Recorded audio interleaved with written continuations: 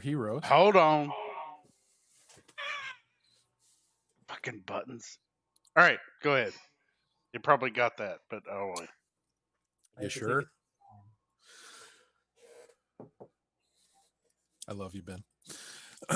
When last we left our heroes, they continued on their way toward Bright Hollow after easily dispatching the would-be bandits. The elation of their victory was short-lived, however, as they soon stumbled across a vexen goblin brandishing a wand of purple heart. After inflicting significant damage on Xanthion, Emma, and Titus, the trickster goblin managed to find a hiding place to avoid reprisal, at least for now. The rest of the day passed uneventfully, and by the time our heroes made camp that evening, they were beginning to see signs of other travelers headed toward Bright Hollow.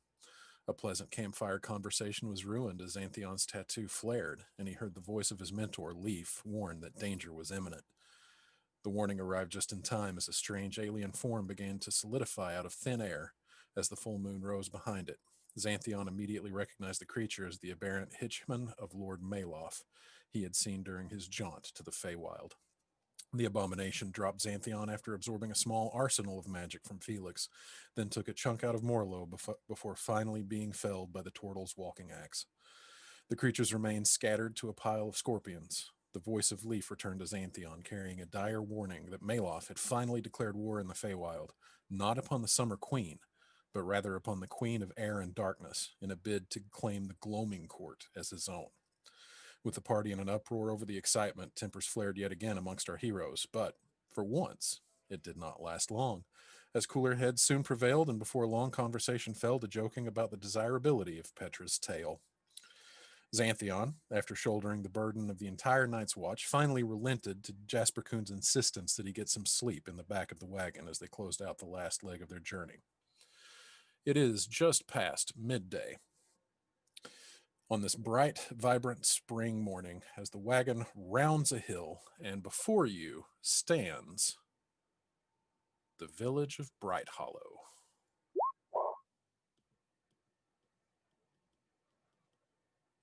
You will be at the bottom of the map. Oh, fucking finally.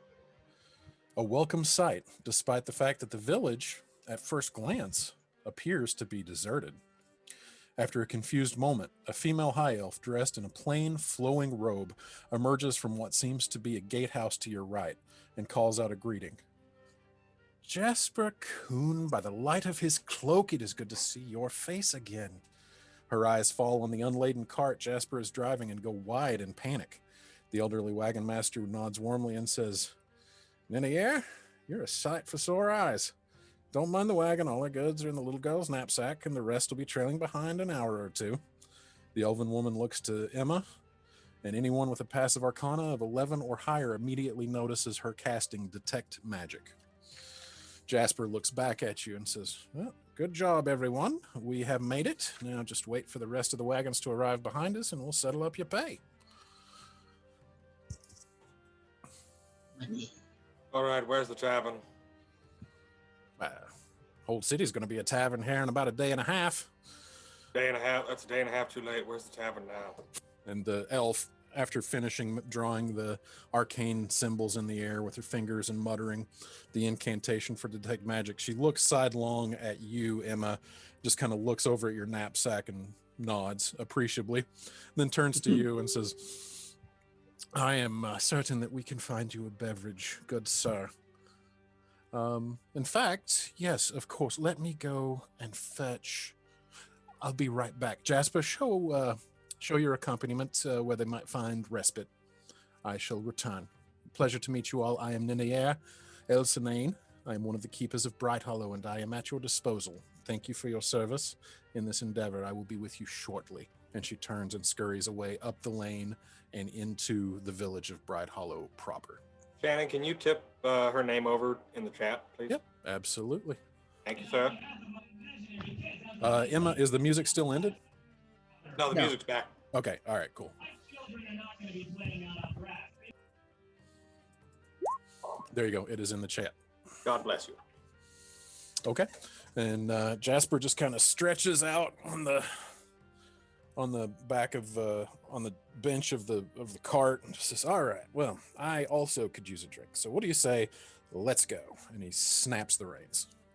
Start walking. I'm never one to decline a drink. All right, so he leads you guys. I'll just actually move you all. This map is a little wonky because it's so darn big. I am not using full size squares, so you're going to notice that like your hit point bar at the top is smaller than it usually is. There's no red dot to signify your reaction because well, here, Felix, I'll just show you what it looks like. Where am I? Where'd I go? There I am. Oh God. Yeah, because if this map was at full size squares, it would be 150 by 80, and the load time would be ridiculous. So Okay. we will use if reaction ever comes up, then we will figure out a different way to keep track of the reactions. But I anyway. was wondering about my tiny health bar earlier. yes, your minuscule, embarrassingly small health bar. It's so cute. It is. I It think is I have more health than half of you. probably. So anyway, Jasper leads you guys up, pulling the cart along into the square where you see a large circular center stage taking up the bulk of the city square. On top of the stage already set up is a series of 8 chairs facing outward toward whoever would be standing in the city square. And then in the center, you see what looks like a bowl or a sconce, possibly to be set for not a bonfire, but a sizable torch, perhaps at some point, but as of now, unlit. I am glancing keeping an around- eye out for the best inn here. Okay.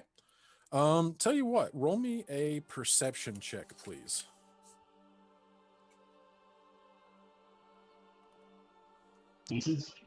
Oh yeah. While Hey, he's doing Scott. that, can Petra? Yeah. Okay. Can Petra what? I was gonna say, while he's doing that, can Petra cast Prestidigitation to light the sconce? Roll me a perception check as well. Okay. What's your favorite Christmas? What's the worst thing you could think of to say to someone? Hold on. Somebody's All right. Well, she is getting that figured out. Ben, Titus, as you are looking around, like checking out, and the buildings are permanent buildings. The buildings are, I mean, solid structures. They're not temporary shelter by any stretch of the imagination. No signage at all. No, nothing signifying what anything is. No shop monikers. No inns. I mean, nothing to signify something is an inn. Several buildings, several of them 2-story, but no signs advertising what services are offered. Nothing saying that it's an inn. Nothing that is saying that it is, you know, that this way to an inn, that way to an inn, this way to a tavern. Just bizarrely bare, nondescript buildings, all of a similar design, all very, very old at first glance and appreciation. But if one of them is an inn, you have no way of knowing. Which one is the nicest house or building? They're all All the fairly same? sturdy. Yeah, Okay. and that's the strange. That is actually, as you're getting your bearings around you and you look around, and you're like, okay, well, I don't know which one's the inn, so which one looks nicest? And it looks like they were all built, if not exactly at the same time, close enough that they're indistinguishable in architecture. Almost and- like they was built by the same person too. Yeah, basically, they look like they were all probably designed by the same architect. Some of them have noticeably been added onto over the years. Nothing ostentatious or overly showy. Nothing derelict. There are no buildings that have fallen into disrepair. Aaron, with a 15, you can't, even though it is an elevated round stage that is up about maybe 3 feet off of the ground, you can tell from your vantage point there is no fuel in the sconce, so there's nothing to light. So you could make like a really cool little, and then it would be gone. He still wants to do that, of course. Well, yeah. of course she does. Showmanship. So you guys notice the sconce / torch belch a little puff of fire, and then go out. Do a little And, double take on that, and then just decide I'm going to follow this wagon guy's lead on Yep. where we're going. So he just basically Jasper just comes into the city square in Bright Hollow, and he gets down off of the cart. Doesn't bother hitching the horse because the wagon will be enough to keep it where it is. And he just starts leading you guys over to this building right there off of the square. A large central structure that looks like it's had 2 additions added onto it as the years have gone by that look a little bit newer than the main structure of the building. Yep, that one right there. And he just ushers you guys in, and Felix is gonna say to Jasper, I know the village was specifically built for Odinfest, but I figured there'd be someone here. oh, they're here. They're just getting busy. Most of them are probably up the road. And he points to the east. And you guys notice for the first time, simply because your impressions have been primarily centered around what is immediately in your vicinity, the road that leads east up this way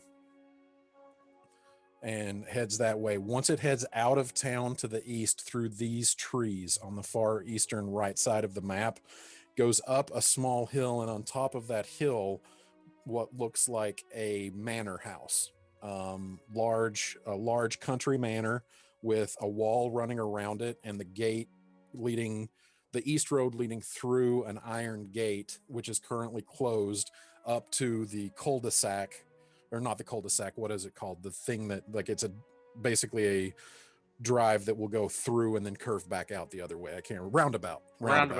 Yep, and just a roundabout that goes up to the front door, and then a north wing and a south wing, and then a central structure. So Odinfest is basically one large house party. You're getting that impression, yeah. And anyway, Jasper said they're probably all up there. That's where the bigwigs hang out. But no, we need beverage. And Agreed. We do. Money is burning a hole in my pocket. I'm not even sure if anybody is here to take coin yet. Usually they don't really start worrying about that until people show up. Where do Well, We are people. We showed What up. if I present a large amount of coin? Well, I mean, you can if you want to, but I'm saying I think for today we're going to drink for free. Oh. Even better. Oh, okay. Perfect. Well, let's go. What are we waiting for? Oh, Shannon, did Xanthion get a short or long rest? You would get a short rest. Because at this point you were prodded awake, Logan, and you are in Bright Hollow. However, I am not going to give you a level of exhaustion because you did get some sleep on the way up here. So you probably caught 3 or 4 hours of sleep, a little patchy just because it was in the back of a moving wagon, but you don't gain the benefit of a long rest, but you do get a short rest without a level of exhaustion. And there's really not much going on, but I will go ahead and give you guys your tokens in here. You can just go ahead and cozy Petra right up onto the bar. Yep. Why is what in the name of God? He's such a cute little turtle. I think I know what I did there. What Oops. happened? we turned him in one of those Walmart turtles for transportation. We will just go ahead and put you right up there, Petra. Thank It's you. actually really great. We'll throw him, and then we'll undo the shrinking, and then he'll just turn large in midair. Yeah, let me do that. I actually selected his token to be the default token while it was on the Bright Hollow screen, which means he was teeny tiny like that screen was. All right, so I want to use the selected token and save changes. So now it'll be regular size. But anyway, yeah. And so Jasper, let me get Jasper on here. No, shut up. Go away. Is there nobody in here? No, he walks in, and Jasper Kuhn leads you guys in, and immediately heads right behind the bar and just says, "All right, what's everyone having?" And just starts. Jasper, you're bartending? Well, yeah, it You wouldn't be the first sly time. dog. Yeah. Well, Okay, Petra goes ahead and steps up onto the bar and grabs a bottle of something, whatever's nearby, if possible. Okay. Yeah. Felix just- is You And- okay, bud? actually two things first. One, what's the general look of this place? Because it looks really nice on the map. Yeah, I mean, it is surprisingly nice. The outside is, I'm not going to say like austere. I mean, it doesn't necessarily look like looks like solid construction, non-ostentatious, Functional construction. built for endurance. This building looks like it was made to last. Inside, all of the surfaces are polished wood. Each tabletop has a candle in it. There is a warm, glowing fireplace in the northwest corner.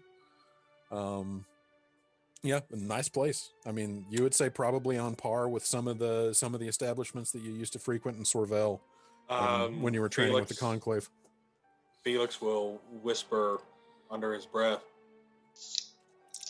"Fuck, this is almost on par with the Dovetail Inn. Impressive." Hey, Pet- Anyway, and he'll get up next to Petra. Hey, Petra, roll me a perception check. Perception? Okay. I will take the 15. That 15 was the first time you had me roll perception, so Oh, to take the 7. 7. 7. Sorry, my bad. Yeah. Ugh, Okay. I hate myself for doing that, but Never mind. just All right. kidding. So I like Felix, being honest, I swear. Felix is going to come up and sit next to Petra and just kind of lean over a little bit.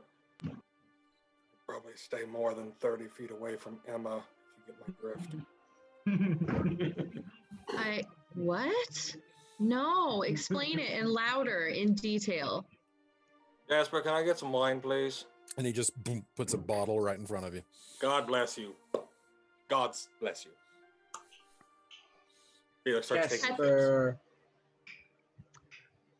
Jasper, I'll take a Petra, look Jasper, can I here. have a salad? I don't think they've got any food in here, but do you want some apple cider? Is it? The alcoholic variety? Is it? No, I think please give her the alcohol variety. I would love for her to shut up for like 30 minutes. Wow. All right. Tough room.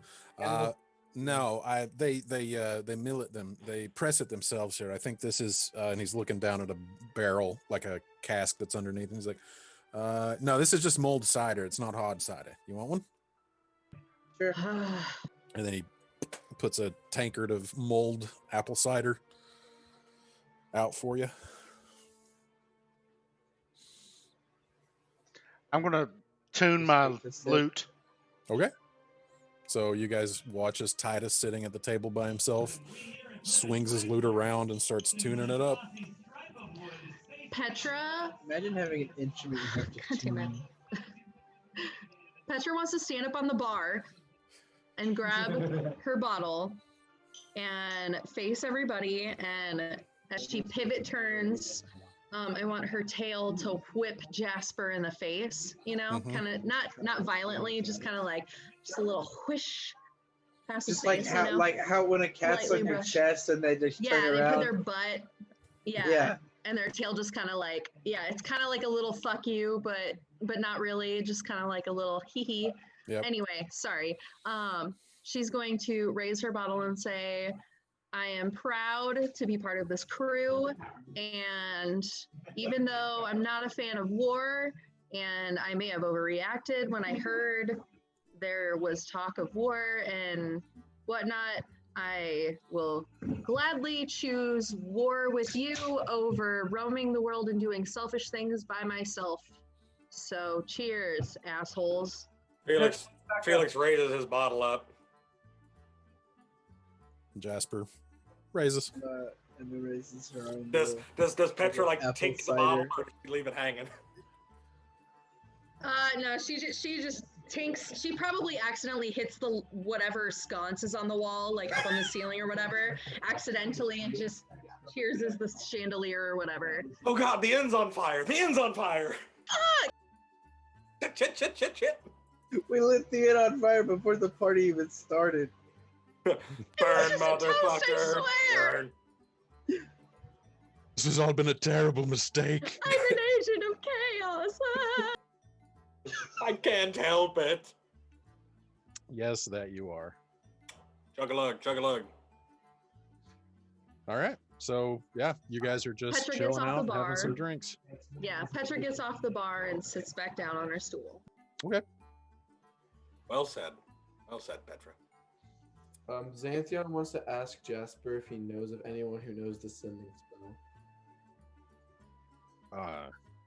To be honest with you, it's not going to be hard to find somebody. At least, if not right now, then here in just a couple of days. Who are you trying to get in touch with? He just looks at his tattoo and his bow, and he's just like, the person that warned me yesterday. Oh, I see. Yeah. Yeah, who was that glowy guy? She was my mentor and Yeah, really, sorry. really the person who took care of me when I was living with a vulnerable assemblage. Was it your mom? No. Oh my god, we met your mom. That's so cute. I love her. She's a great mom. Awkward drinking. You met Leaf. Out of character, it would have been hilarious if it just went, my mom's dead.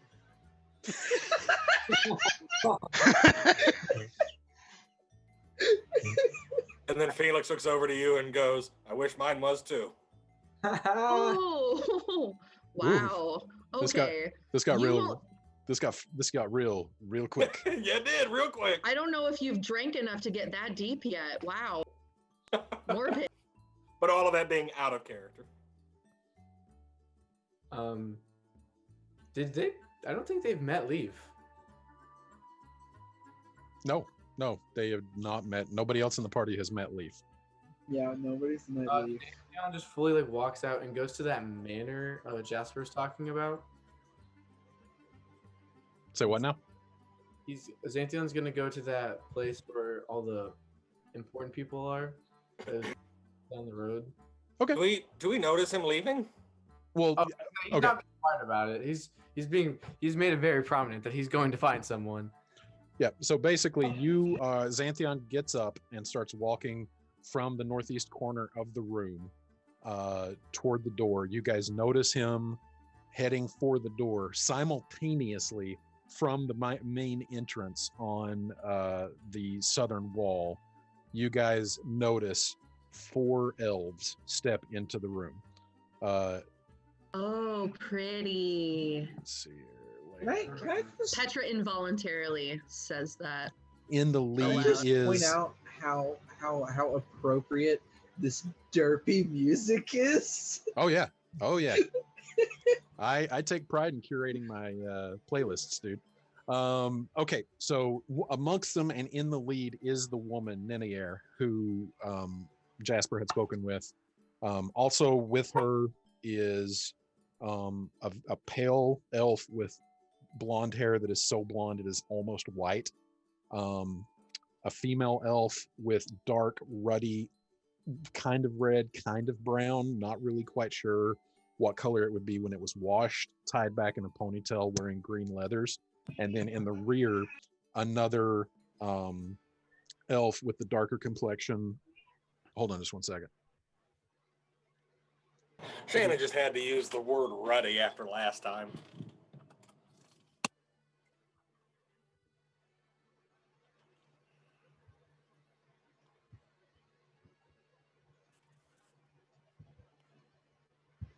Jody wanted to remind me that it is Will Stevenson's birthday today. So for those of you who know Will, make sure to pass him along happy birthday wishes. And then in the rear, another dark elf of somewhat darker complexion with hair that is definitely closer to red than brown, also wearing like green and brown leathers. And they just walk in and start heading up toward the bar. kind of Petra turns with her glass and sees them and says unintentionally way too loud, "Oh wow, they're really pretty." a couple of them crack smiles. Felix is gonna say, Xanthion, where are you going? We just got to town. Take some time. I can't. Yes, you can. He just walks out. I'm gonna follow. Oof. Teenagers, am I right? And as you are walking, because as of right now, the elves are blocking your path to the door. He'll just kind of stand there and wait for Yep. them to move awkwardly. Just like, kind of like messing with his bow. Okay. And then as you were, there's this bizarre standoff where it's obvious that you need to get out and they're getting in. The female elf with the darker complexion and the green leathers just looks at you and is like, something I can help you with. You know the You can help me if you want, Petra yells from the bar. Where are you going? I'm going to find someone who can cast a sending spell for me. Okay. No, that won't be hard. Who is it you're trying to get in touch with? He looks at his tattoo again, and someone in the Feywild. Should be doable. Come, sit with me. I need to know more about this person you're trying to reach. And she walks over here and sits down at this bench. Emma, without a word, goes over and sits next to where Xanthion sits. Okay. And so this Sorry. this female elf with the green leather, she reaches her hands out, palms up across the table. And like she's waiting for you to take her hands. Xanthion just kind of like awkwardly does it like, what? I don't know what I'm supposed to do with my hands. Oh, is this the first time Xanthion's holding hands with a girl? Aww. Stop! No, stop! You're embarrassing me. Who is this person you are trying to reach? Oh, I gotta pull up her full name. I'm gonna pull up her full. Her name's Leaf. She was in the vulnerable assemblage with me. Druid. She left this plane to go to the Feywild, and he just kind of gestures to his tattoo. She You, dumped you? you are of the assemblage. Yes. So she did dump you? Through blood or by choice? Blood. Who are your parents? I don't Mom mean and to- Dad. I don't mean to pry, but I have history with the assemblage.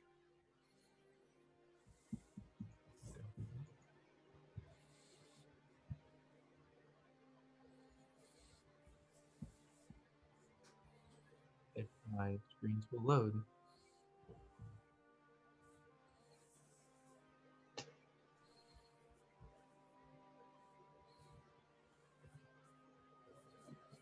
We can cut somewhere else while my screen's loading. It's Okay, sounds good. Meanwhile, while that is happening, the rest of the elves start heading up toward the bar. Petra's gawking, like totally out of character, not smooth. Just she's never seen so many pretty people in the room at once. And it is interesting because they are all very striking. Not necessarily attractive per se, because that's an individual preference, but like Petra has no preferences. yeah, and like their features are just exceptionally striking, but in very different ways, because two of them are very fair-skinned, very angular features, very sharp detail, high cheekbones, sharp chin, kind of a pointed nose, like a little button of a nose, and then the other two are like much more like rugged looking, like kind of like look like they would, just as soon sleep outside in a thunderstorm than in a comfortable bed. Oh yeah, she's into all of it. Oh yeah. Yep. And so the one actually who had come out to meet Jasper and had then gone off, walks up to the bar and takes a seat beside you, Petra, and just looks over at you and looks you up and down, smiles, gives a small, almost imperceptible wink, and then turns to Jasper. And Petra's just frozen, eyes like as wide as they can be. Mhm. Jasper, do you have any idea how long it will be before the rest arrive? Jasper pouring himself another goblet of wine and maybe having drank the first one just a little bit too fast for his own good, just says, "Oh, I'm sure Paxador will be along any time now. Probably, I don't know. I told him to stay 1 or 2 hours behind me. We were supposed to be the bait. Shouldn't be long now. Oh, yes. Oh, gods, where has Emma gotten herself off to? He's over there with Emma? Xanthion. Emma? What Oh. not Emma gotten Emma herself just into? raises her hand.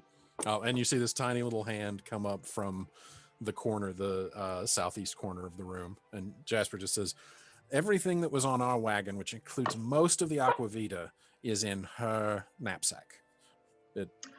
You little thief! I'm shocked. Oh yeah, hold on. Emma just, yeah, in a perfect example of following Petra's lead, she stands up on the table and steps over it. Yeah. And starts heading back over. Nobody really seems to bat an eye. Yeah. Yep. Petra's here. that's my girl. And she comes over and she's like, "Okay, how much of this do you want?" And the female elf says, "Well, we'll take possession of all of it, but probably." There were Yeah, probably right 4 now. bottles, Emma, Not- right? 4? Just 4, right? Right? We just found 4 I mean, bottles. you want me to empty this whole thing in the floor right here? I can. Emma, why would you offer that? Now, will you accompany me to one of the storehouses? Yeah, sure. Darling little thing. We have got to find you something to wear. This is ghastly. Yeah, I was gonna We buy something tried. here. Oh, We did- well, I forgot in the last time. several of the merchants are here, but I don't think anybody is set up yet. Let me She's see what- wearing ghastly clothes by choice, just to be fair. We're not bad guardians. We tried to get her to change. No, And I'm just forgetful. Hush. the elf- She Yeah. just looks like a potato sack that was thrown into the gutter. That's all. Ninier just reaches over and puts a gentle hand on your shoulder, Petra, and just says, "Oh, no judgment from me. Please don't think I was trying to judge you in any way." Oh, Petra's just she's gone. And honestly, like this pretty thing's touching me now. I don't know what to do.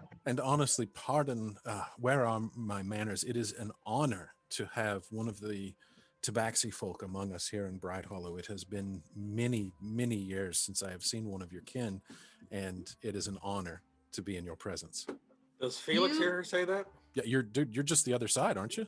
I'm over by the fireplace. Yeah, you're close and definitely close enough to hear this. How do you know what I am before I knew what I was? Oh, we've had some dealings with the Tabaxi for years, going back Walk in the door. almost Lincoln. almost to the confluence, really. I mean, shortly after their arrival. Yeah, I don't know about any of that. I'm just learning about me not being the only thing that ever existed of my kind. Oh dear.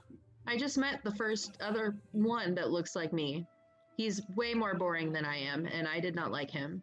But he exists, so Oh dear, that is quite sad. no, it's okay. I'm used to it.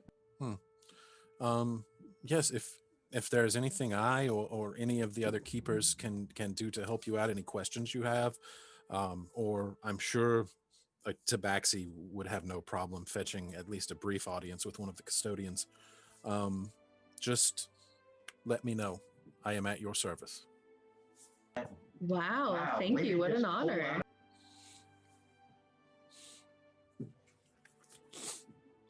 Where's the storehouse? Yes, let's go. And the Ninier leads you out back into the town square of Following Bright a Hollow. stranger. A very friendly stranger who's basically offering you candy. Yeah. Yeah. So anyway, all right. So Emma and Ninier have relocated. Logan, you good? Yeah, I'm good now. Titus is going to look around at everybody and be like, "Are we really letting the child leave with a stranger?" She wouldn't listen to us if we said Has she not already proven herself? And at this point, we'll get back to you, Logan, in just 1 second. But as you say that, Titus, Jasper says from across the bar, "I'll tell you, I've been making this run for 50 years now, and I would trust any of these folk with my life. She's in good hands. Don't worry. I'll vouch for him." Not my child. Brings up an interesting point. I don't know if she's really anybody's child. Anyway, while that was going on over in the southeast corner,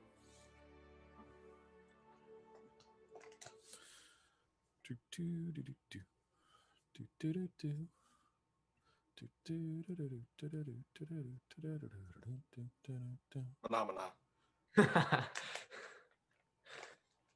Somebody had to. reaches out and takes your hands. Who are your parents? My father's name is Zeno. I literally just read it. Xanovar Lightfoot, and I don't know my mother. I've never heard of this Xanavar Lightfoot, but who is it that I can help you reach? Leaf Tanglebriar. You killed. Your dad's name is Zanzibar?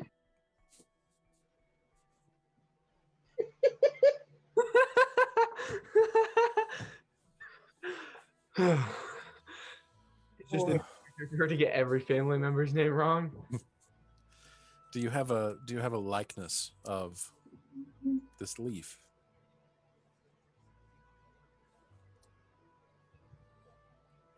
He just shakes his head. Hmm? He just shakes his head. I would need to see it. Likeness of her. Antheon hands her his bow. Like, this is her arcane focus. Like, Oh. But I mean, do you have like a drawing or an image of her? no. But this is something she gave you. Yeah. And he gestures to his tattoo. When she left to go to the Feywild, part of her essence went into my tattoo. She takes the bow and she sets it long ways so that it stretches the width of the table between you, and she puts her right hand down on that, and then without asking, without any forewarning, she reaches out and she grabs your arm and she pulls it toward her and turns it palm up so that the tattoo, because I'm assuming it's on the inside of the forearm, right? Yep. So she just pulls it and lays your hand down and then puts her hand over the tattoo. So she's got one hand on the bow, one hand on the tattoo, and she's staring you down with these intense emerald green eyes with like a lock of hair down just barely over the right eye. And she just says, "Tell me about when she gave you these things." It was the last time I went to see her before I left on. I walked in and she was messing with her staff. I was quite confused. It was her like prized possession. Then he curves it and puts it up into a bow and hands it to me. And my tattoo I had for as long as I can remember now. But when she left, she disappeared right in front of me, just like her. It seems like her very essence just turned into light and disappeared. But some of it like entered my tattoo, and now she can like communicate through it to me, but I can't communicate back. It seems like. How long ago was this?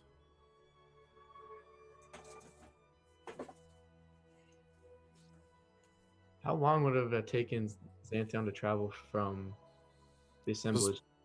About a month ago, maybe, that she disappeared. A month ago. What do you need to communicate to her? Xanthion's got just like pauses for a second and thinks if he should like fill her in on everything first. He does so. He fills her in on everything and says, I need to like see if there's a way I can get there and bring my party with to help them out at all.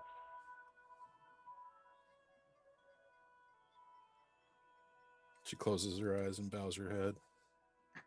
You hear her muttering, just in a barest whisper, some intonation, some invocation of the arcane.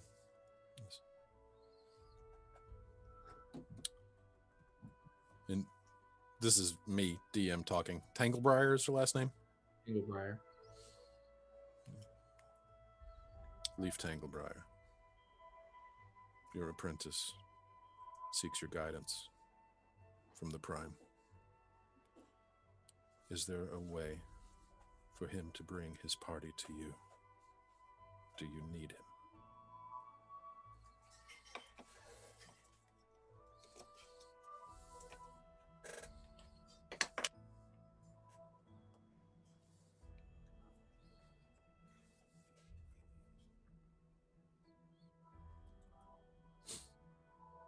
Stay away.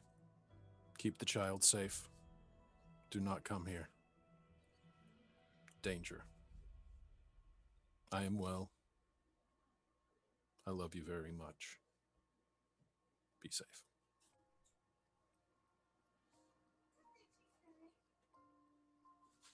She takes her hands Hey off. guys, of the I have bow an and idea. We tattoo. should go to the Feywild. Hey, I have an idea. Don't listen to the child. The child's not in the room right now. Xanthion, She's in the doorway. No, they're heading up the lane by this point. Oh, okay. Xanthion thanks her and For what it's worth, you. she sounded very relieved that you were okay. I'm just glad she's alive. If there's anything you need me to do, just let me know. Yeah.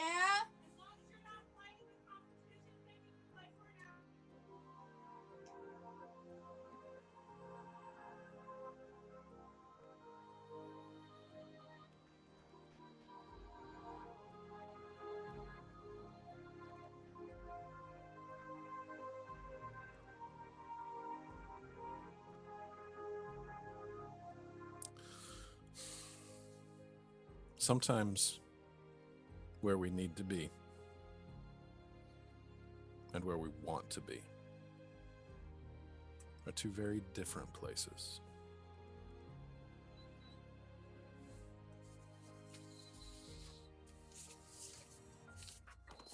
I'm Lilith, by the way.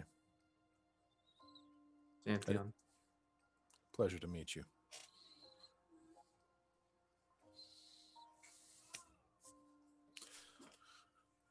Back at the bar,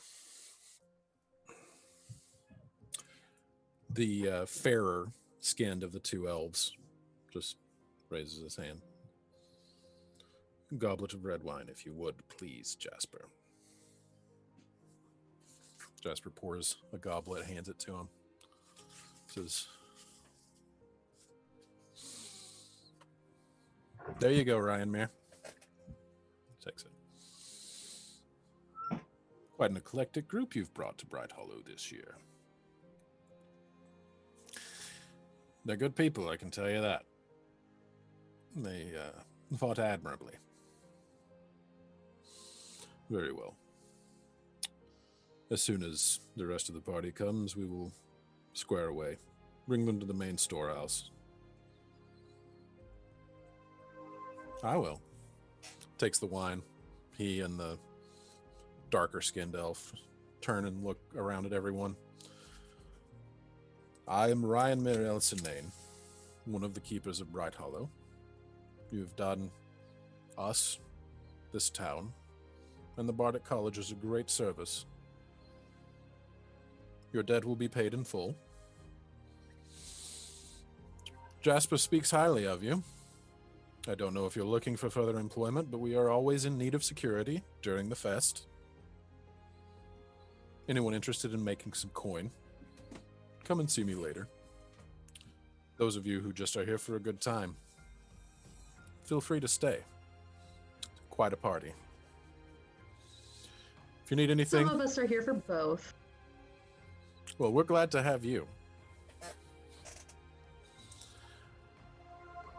And the darker skin with the reddish hair just says, "Oh, I'm trying to cut back," but he just jumps up and literally reaches over the bar and just grabs a wine bottle and then like hops back over the bar and like pulls it out and just takes a swig right from the bottle. I was like, "Yep, I'm not really nearly as eloquent as this guy here, but my name is Fimulus Moss Blossom, and if any of you need anything, hit me up. You're in. Anybody here been to the fest before?" And he's just kind of like cradling the bottle of wine. I have not been No, here but I'm before. supposed to be in it. Oh, cool. Okay. Have you decided on a college yet? Maybe. Okay. All right. Well, you might have a chance to talk to some of the custodians. I think about half of them are here already, but they're going to be real busy until the opening of the fest. But yeah. Okay. Well, if you need me, you know where to find me. Or if no, actually, you probably don't know where to find me if this is your first I was fest. gonna say no. I've never known where to find you. I'll be around. Won't be hard to find me. Even when more people start showing up. Okay. Nice to meet you all. If you need me, please wander aimlessly. And if anyone asks, what do you mean by pick which college? The bardic colleges, the various colleges of the bardic tradition that are you a bard? No. No, he wouldn't get it. Yeah. He just kind of gestures to his bow. I'm kind of better with that. Oh yeah, we got no shortage of bards that show up that are great archers. We're going to have an archery contest. If you're good at that thing, you can make some money. But anyway, yeah, so no, it's like, yeah, here's a good idea. What'd your dad do for a living? He was a paladin. Oh. So are you a paladin? No, I hate him. Okay, so, but just like, there's, just because your dad's a paladin doesn't mean you have to be a paladin, but you're both, of the blood. Descended from the light of his cloak. So, like you go your way and your dad goes his way. And sorry to bring up a sensitive subject about that, but, and you've got your way of doing things and he's got his way of doing things, but you're connected, and bards are kind of the same way. I mean, it's a big world and it's a big story to be told. So, different ways to tell it. So I never run out of material. No further questions. Tell them that I say D&D brings out the good in us. Dean wants it to be known that D&D brings out Aw. the good in us. Anyway, Cutie. yeah, okay, great. Yeah, so if you need me, I'll be around. And what I Ryan would said. like to ask one question, if I may, sir. Oh yeah, sure. Where could I get a nice incense bath and my leathers cleaned, my clothes? Oh, well, I mean, I could take you to the bathhouse right now. You'd have to draw it yourself because there's nobody on duty, but I mean, definitely feel free. Is there nowhere where nobles might stay? Well, I mean, there's going to be nobles here along with every other walk of life, but you're all just going to be kind of competing for the same space. Yes, and I'm here first, so where would I go? Yeah, come on, let me show you. And he just puts his arm around you, and he's got the bottle of wine in the other hand, and he just starts trying to walk you for the door. Ah, Pleasance. Xavier stops and is like, hey, if you get any more information about the archery contest, can you come find me? As he's walking toward the door, what do you want to know? When is it?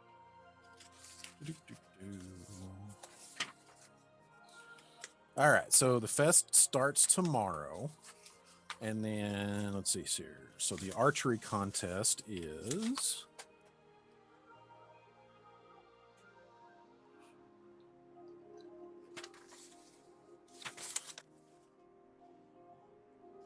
what is the archery contest?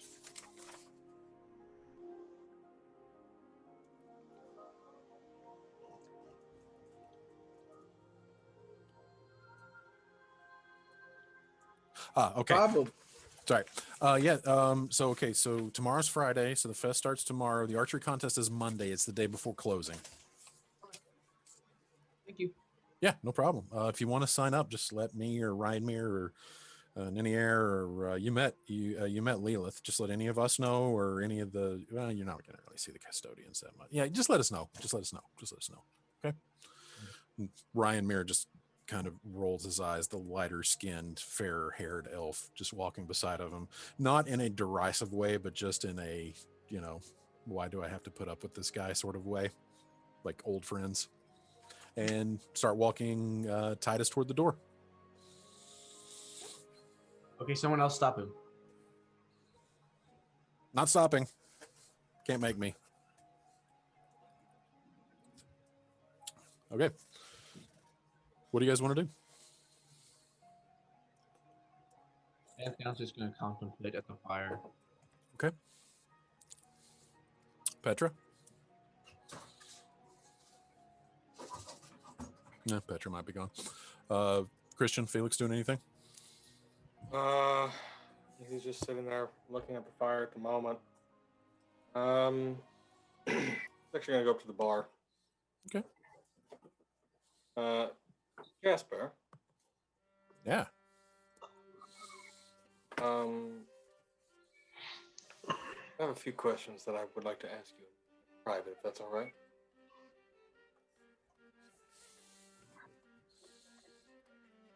He steps down to the end of the bar. That private enough?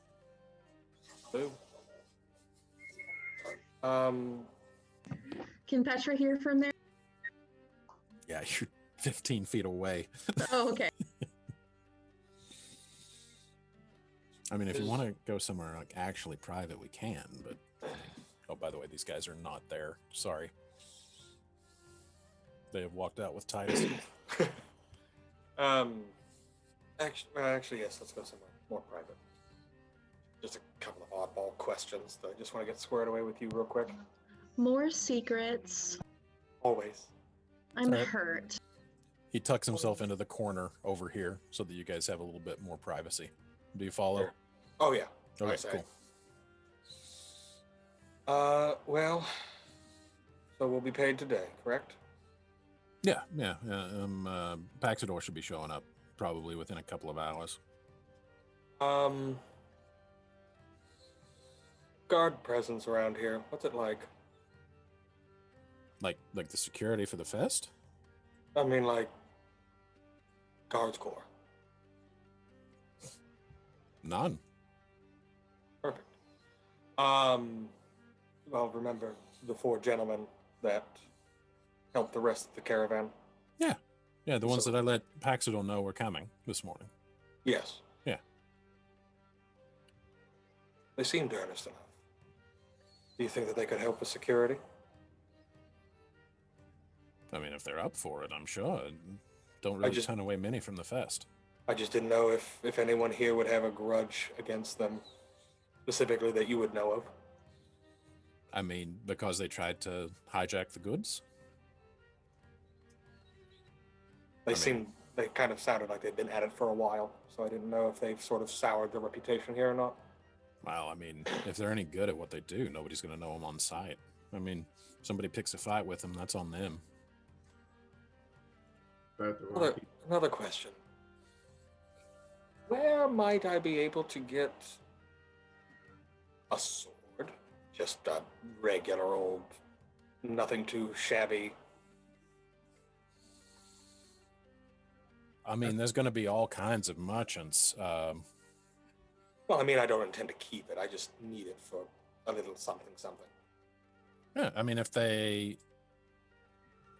haven't, I mean, if the merchants aren't set up yet, I mean, Peddler's Row is going to be if you follow the road east toward the manor house, that stretch once you get out of the main square is known as Peddler's Row, and that's where most of the merchants are going to set up. So I would just take a walk that way now, see if anybody is already set up that's willing to do business with you. I'm sure there'll be plenty of weapons. I mean, we're going to have swords and valors running around here in short order, and they're going to always be looking to up their, arsenal. All So, right. The issue with the horse. the horse that the child gave away? Yes. Yeah. What about it? How is that affecting our end pay exactly? Or is that a discussion to be had with the fair folk? who Oh, just- it's split evenly amongst the each of you. So 50 gold total, deducted 7 ways. Won't be too much of a hit. Oh, that's not terrible. All right, I was just remembering and couldn't figure out how that was going to end up screwing us. Oh, All right. minor inconvenience. I wouldn't worry about it too much.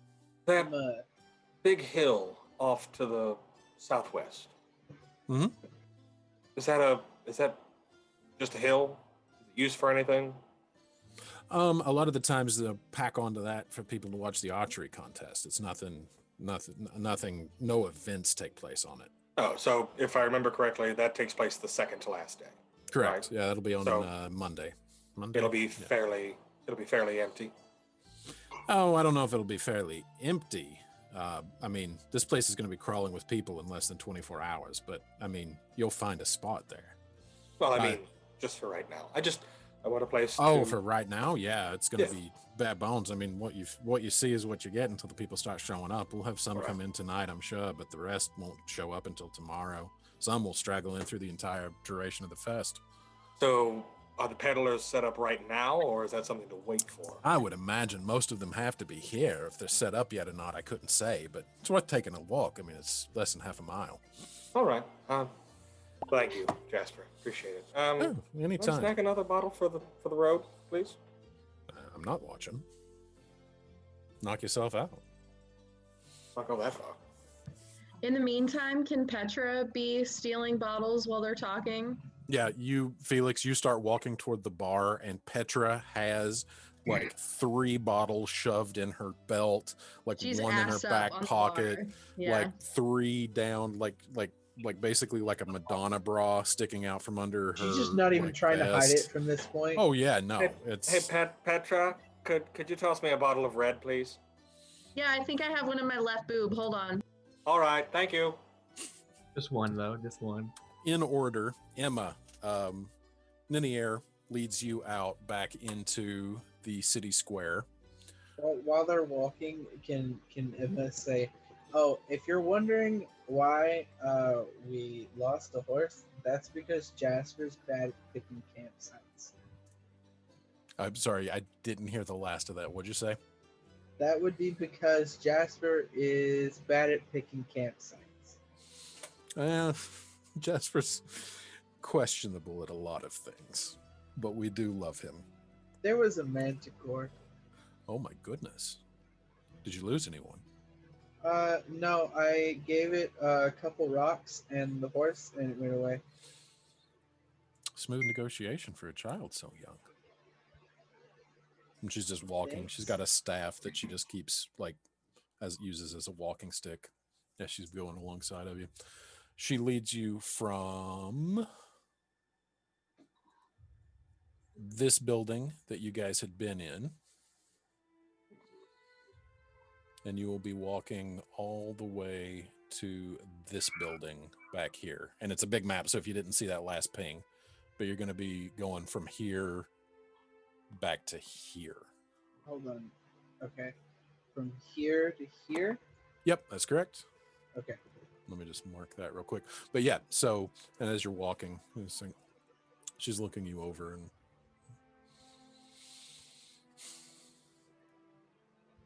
this is going to sound weird to you, child, and I'm sorry about that, but you have the smell of the Feywild about you. Well, that's probably because I live there. Well, good to know that the old sniffer has not gone completely awry, being wrapped up with these shorter lived races.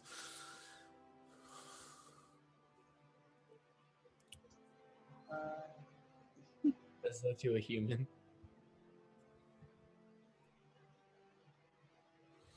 I was in the Feywild for I don't know how long. Beautiful place. I'd like to get back there again sometime.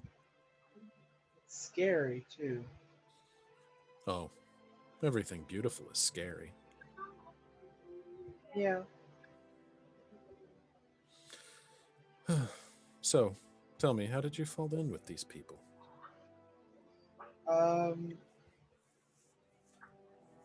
Well, I got sort of dumped out of the Feywild, and then they found me in the woods.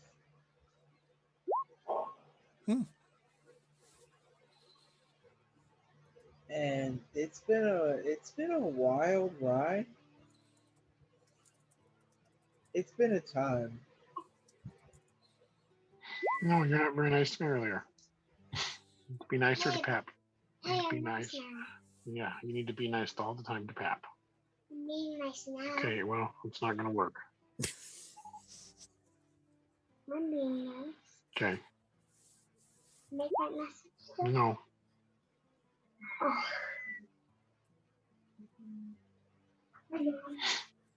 All right. So,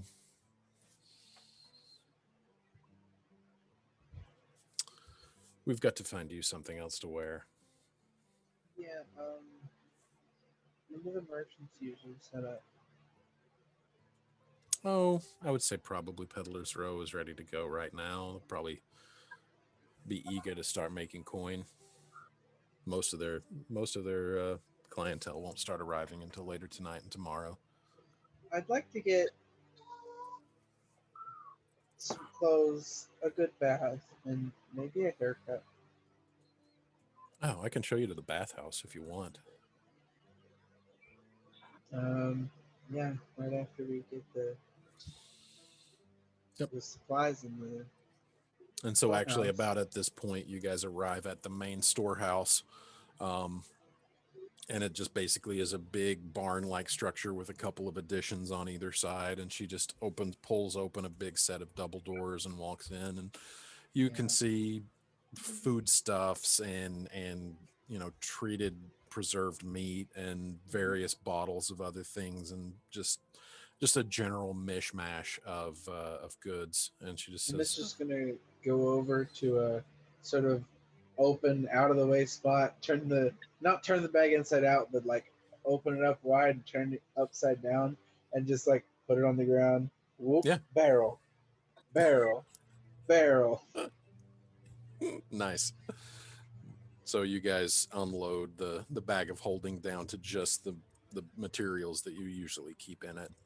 Mm-hmm. And she says, okay, well, I can show you where the bath is. And the bathhouse is actually quite close to Peddler's Row. So, yeah, let's go. All right. And then she leads you from the main storehouse to that building right there. I don't know how to delete the. Oh, I got it. Okay. Yep, there you go. This building right here. Mm-hmm. Are we going all the way back on the road, or are we No, she just cuts walking over through. there? She just cuts Okay. through. And as you walk past, you see that there is a little, like I a was wondering little what that is. hill, and the hill rises like maybe 6 feet up. And then on the top of the hill, it looks like the hill has been flattened out and just a stage built on it. What is that? Oh, that's the east stage. There's going to be performances all over Bright Hollow. Is the stage for anything? I mean, like any It's- specific event? For everything. There are performers. There will be performances all through the fest, every hour of day and night. And we tried for a while to use a booking system, but basically it's whoever can get on stage gets to claim it for a while. Then when they've had it for too long, the crowd will shout them down and it'll be somebody else's turn to perform.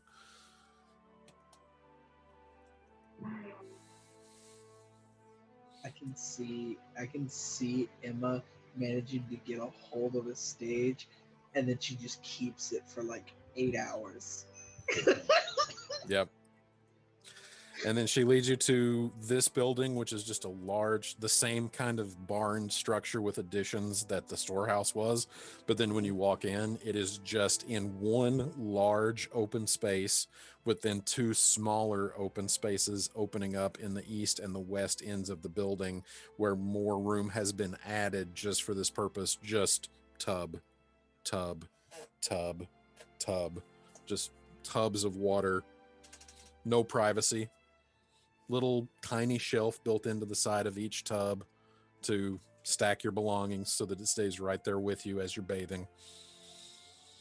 One interesting thing that you do notice as soon as you walk in, though, every single one of them, steam just billows up off of them as if these have all just been freshly poured. And yeah, so she Niniere just walks you in and just gestures and says, we're not busy yet, so take your pick. I will give you some privacy. Well, I might want to get close first. Oh, yes, of course. Well, here, and then she just shows you to these buildings immediately around the bathhouse. Mm-hmm. And as you walk back out, you can see various obvious peddlers with large packs or pack mules setting up stalls. Some of them are full buildings. Some of them are the rounder buildings are just basically yurts, which is just like a more temporary structure that has been erected specifically for this to give the peddlers some shelter. Some carts just set up right on the grass in the open. Just dozens of peddlers, dozens of merchants setting up various tables, some with weapons, some with wine, some with knickknacks and odds and ends. Yeah, what's up? No. And then just some eccentricities, some people selling rare inks for transcribing magical spells or anything, but just basically a full arrangement of goods and services available. All right. Hold on, give me just one.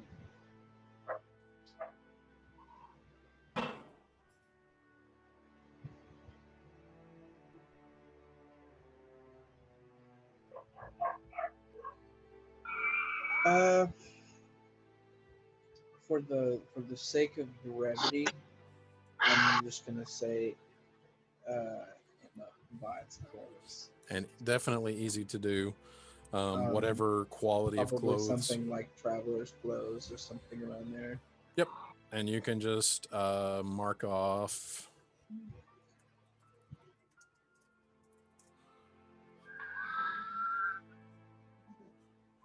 two gold pieces, and whatever aesthetic you want the clothes to be is fine.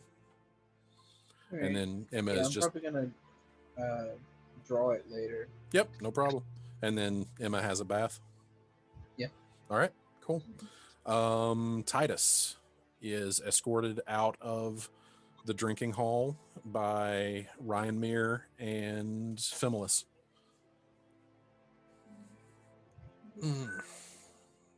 This is a nice town, hamlet, village. Fimulus just says, festival grounds. It's definitely unique to see a place only depend on yearly event. And Ryanmere just with walking with both of his hands held around his goblet of wine just says, Bright Hollow doesn't host the fest to make money. We host it because it is important. That is very admirable.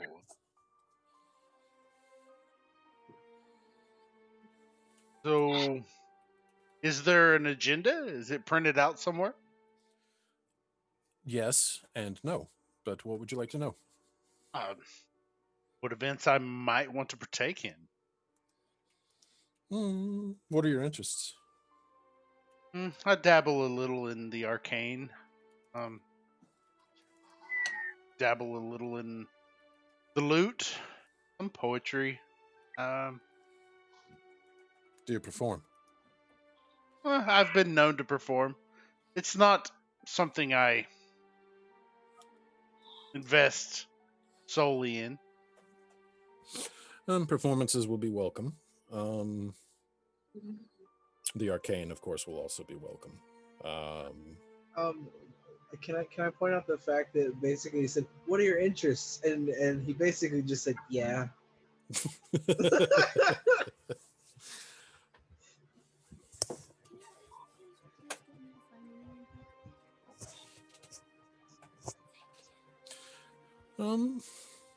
Yes, well, I can tell you tomorrow will be the opening of the fest. That will not be until the evening. Once the fest is open, you can basically write off the next 24 hours. Once everyone sobers up, we will, the next day, we will have a festival day. Games and gambling and merrymaking, consumption of alcohol and other, enjoyments. I don't partake much in the alcohol. I like to keep my wits about me. Good luck. Then on, let's see, that will be on Sunday. We'll begin with the Symposium of the Bardic Colleges. That will take the entire day. The colleges will break off for their seclusions and then come together for the Grand Symposium. After that, on Monday, we'll have the Song of the Fest. And then after that, the culmination of the fest. Sounds good. It's an exceptionally fun time. That's why I am here. You're no prettiest. And me as well. I gave it to Mama when she was 4. Okay. You're just sweet. Lily has it.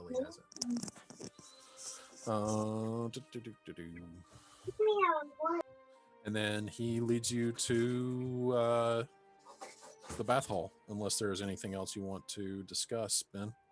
When we get in front of the bath hall, I'm going to be just kind of look a little sketchy and be like, would there be somewhere I could purchase a private bath?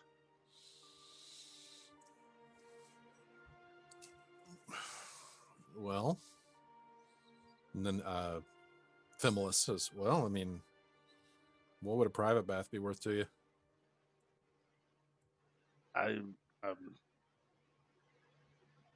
Silver? Gold?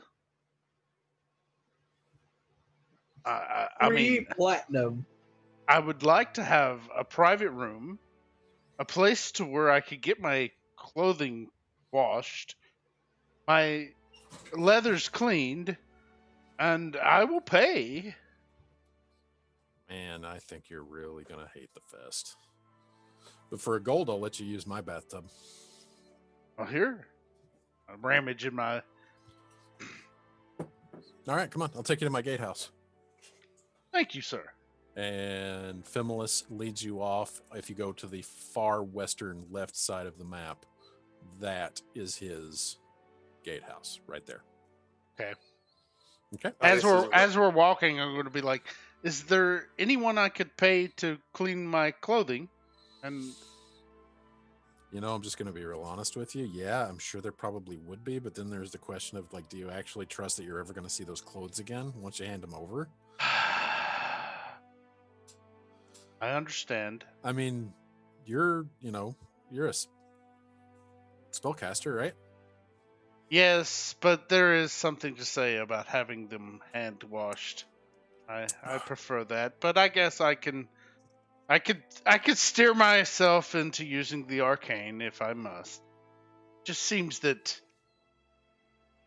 an indulgence of magic used that way is not I was told to treat magic a little more. I'll shut up and clean it myself. Just show me where this bath is. They just Titus, walks Titus on. is the rich kid who's going to Burning Man for the first time. That is Oh. exactly what this is. I Felix gets inspiration. I just imagine. Wow, I Oh, get this. I would play my use character. Otherworld- I play my character. I get called out on how I'm playing my character.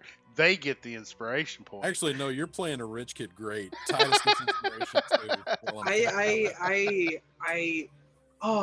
I would use arcane otherworldly magic to clean my clothes, but my wand's all the way over there.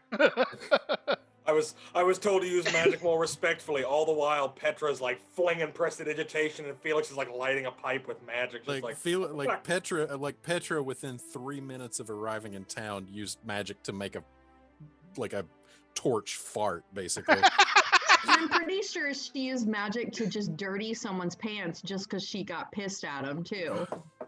Yeah, I Yep. think you could do that. yeah, she did that to me. Yeah, she tried to cover your shoes and shit because you pissed her off. And as you're walking, like Fimulus just is like, don't take this the wrong way, but you humans talk about magic like it's a girl you're trying to date.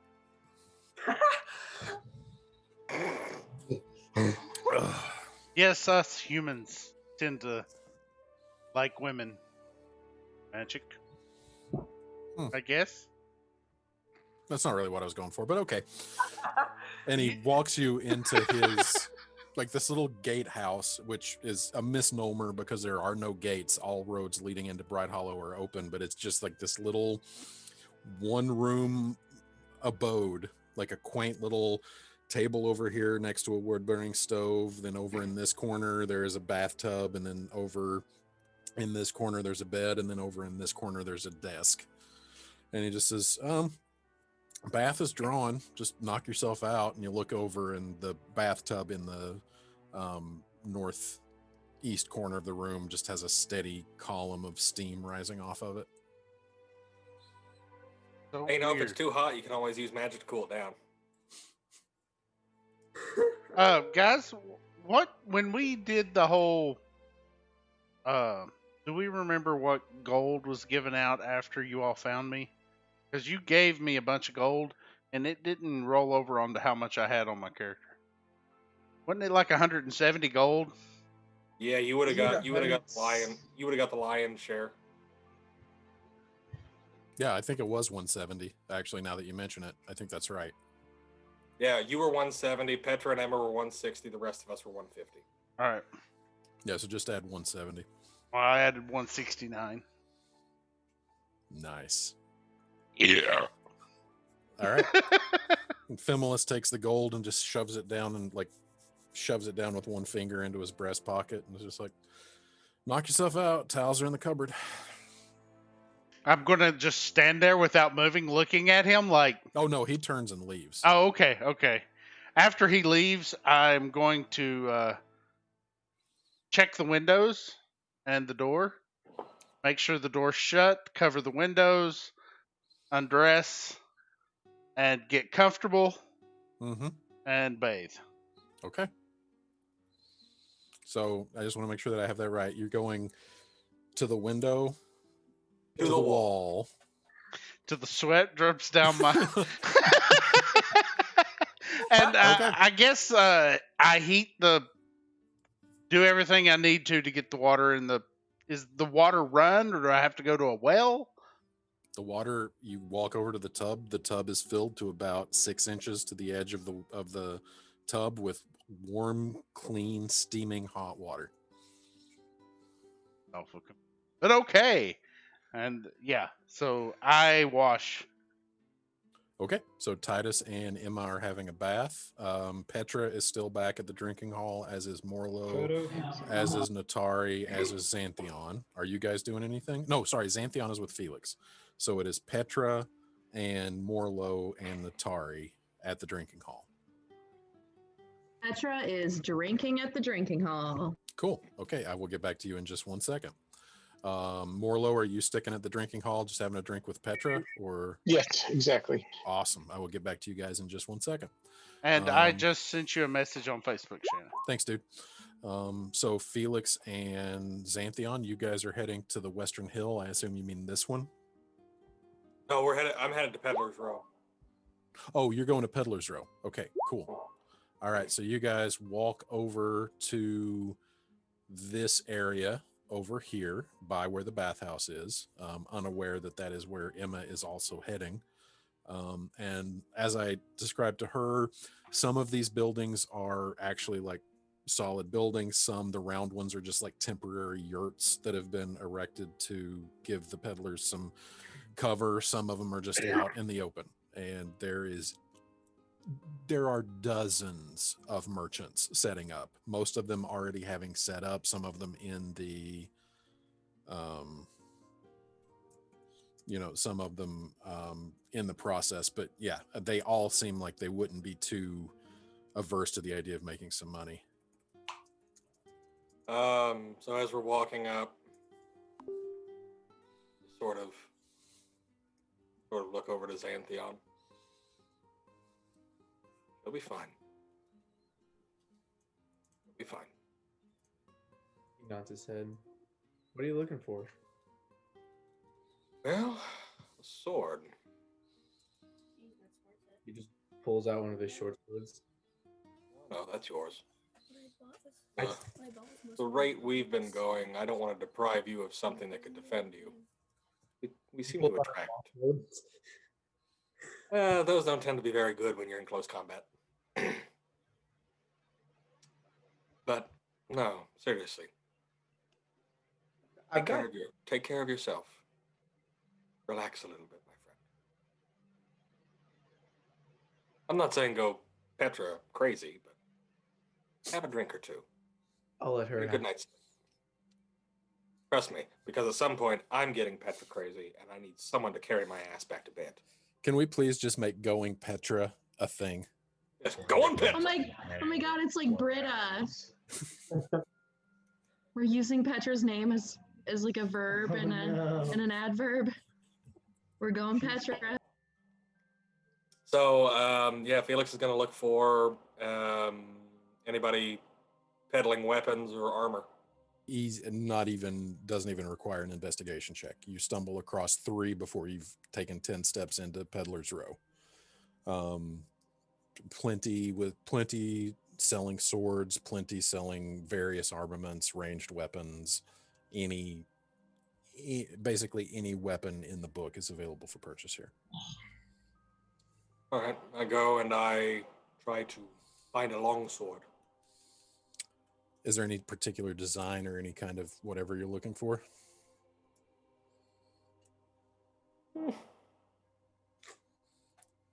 No. Okay. I should totally teach. I mean, him let's be how to use honest. In a efficiency. world of magic, it's not going to be too hard to eventually change things. So yeah, you find plenty of peddlers that have longswords available. Some who aren't even weapon merchants that just happen to have some swords available.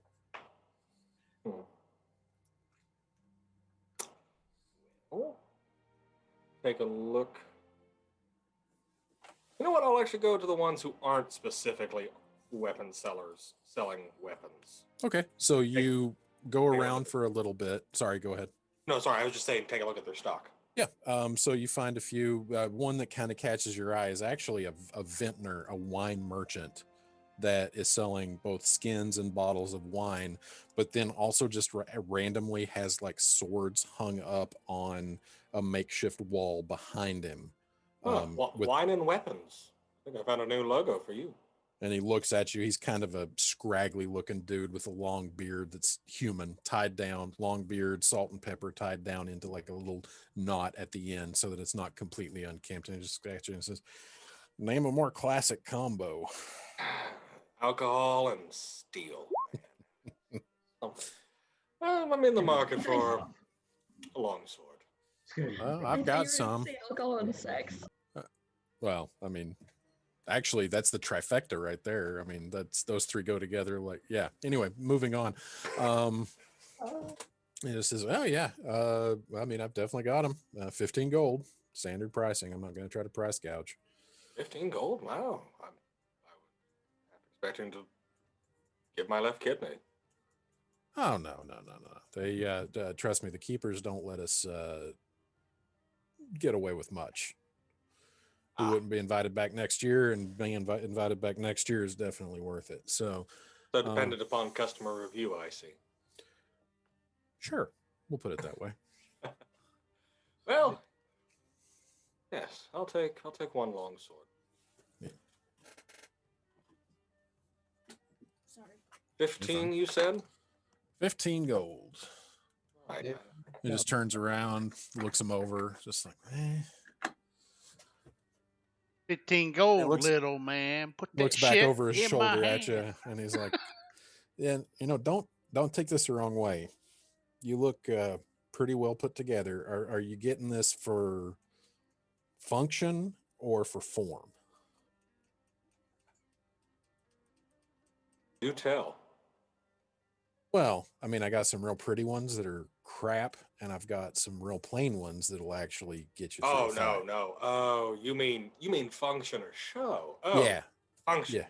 Oh, yeah. All right. So he just reaches over to the left, pulls one off that is just a plain, straight cross guard with a black leather wrapped hilt to just a pommel that is just an unadorned metal ball, completely unadorned with a leather scabbard. Oh, okay, this is- ball pommel, red leather. Yep, ball palmer, black leather, straight leather. cross guard, no etching, no ornamentation.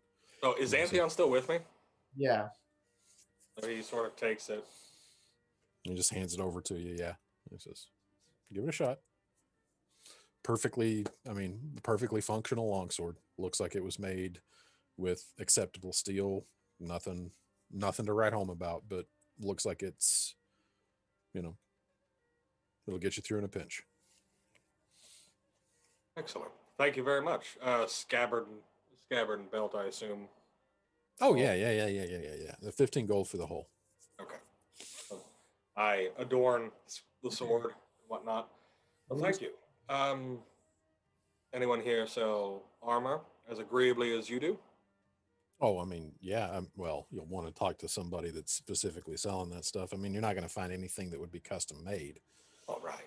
But yeah, I mean, I'm sure there's people selling armor around here. Fantastic. Thank you very much. Yeah, no problem. He counts out his 15 gold. And So I will add, I took out the 15 already. I will add a long sword. Sword. Xanthion asks him, do people sell magic items here? oh yeah, I mean, there's not going to be any merchants. It's not really something that there's a market for. They're too hard to come by, and the people who make them aren't going to be spending their time setting up a merchant stall at Odic Fest. But yeah, you just ask around. There's going to be just about anything you can look for in the fest. Heck of many things. Oh, And Jesus we're Christ. asking around for people selling magic weapons. Oh, I mean, I'm sure there'll be some to be had, but you better have the coffers to back that up. Yeah, Xanthion. Take it from someone who's done a little enchanting. That is a I pretty bought just penny. from the TNT. I have unlimited. Just looking around. I think Say they're what? cool. I'm just looking around. Everyone thinks they're cool. They're nice to see. Oh yeah, they are nice to see. I'm just saying, if you're planning on buying, I don't think collectively we all have enough gold for that. I'll tell you about it some other time. What? Yeah, What do you want to get? around to see if people are selling magic weapons. So Felix is going to bid adieu and find someone who's dealing with armaments. or armor. Takes you maybe 10 minutes of looking around until you find an armor smith setting up a stall. In the process, just like several pack mules, several crates that he's prying open. It's a dwarf, hill dwarf, and just like prying it open and getting out the various suits of leather, suits of brigandine, chain shirts, breastplates. Breastplate is about as high as it goes here, because once you get above that, you start getting into like actually having to fit and manufacture specifically to the wearer. But like Right. for like cash and carry, plug and play armor, from basically leather up to breastplate is what you see available. And he's just Cool. like setting stuff out. Guten Tag, wie geht's? Hey, how can I help you? I'm in the market for something that makes me less likely to die. Say, big some blogs. Yeah, I can do that. What are you looking for specifically? Well, not heavy armor, but medium armor specifically. Yeah. What's the best you can do? Well, for someone of your stature and presentation, I would not want to cover up such a beautiful canvas with a tin can, so I would recommend just a breastplate to Flattery will get you everywhere. augment the presentation of the whole. Obviously, you come from money, and we want to maintain that appearance. Well, I appreciate the assumption. Ah, Well, let's talk price. well, for a breastplate, it will be the standard pricing. I am not going to try to price gouge. That is not smiled upon here. As I have been told. So, what is the price to be agreed upon? Well, for the breastplate, fitted to your specifications, I will adjust the hinges, just so that you do not have the problem with the breathing. We will say 400 gold pieces. Well, damn. Forgot But about you that. know, I have to say, the breastplate with the rigidity might be a little confining for a man of your limber vigor. Perhaps we need to find something that will flow more with your elegance. I think right now my blood is not quite as rich as you think it is. I am afraid I must pass. May I say, we have armor for every coin purse. If you would like to tell me what your price range is, I will definitely be able to find you something. I'll come back later. I will be here. Wunderbar. Wunderbar. Guten Tag. Guten Tag. Okay. Anything else? Felix is gonna look for anybody selling incense. Oh, yeah, easy to find. Super easy to find. Incense is very common among magic users, so Okay. tons of incense available. Yeah, just try to find incense and some candles. Also very easy to come across. Okay. So I just go to whoever has it first. And incense is sold by the block. Oh, love you too, buddy. It's typically it's basically just how fine you need it to be, whether you're using it for an incantation.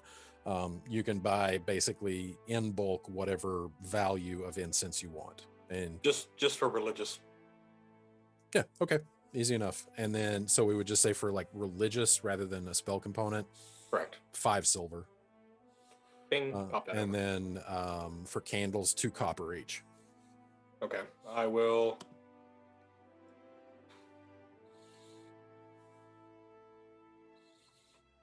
Math hard, not good. 5. So 10 copper and 5 silver. You said 2 copper per candle and Sure. 5 silver for. 5 silver for the incense, but with all of the candles, it would be 10 copper. So you're buying 5 candles. Yep. All right, fair enough. Okay, so let me 5, and then 10, and then remove. Sweet. And All right. after that, Felix is going to start heading towards the hill. Xanthion in tow, or no?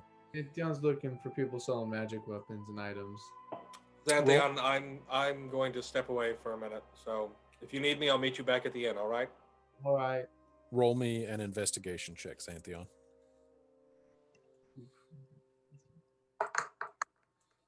10.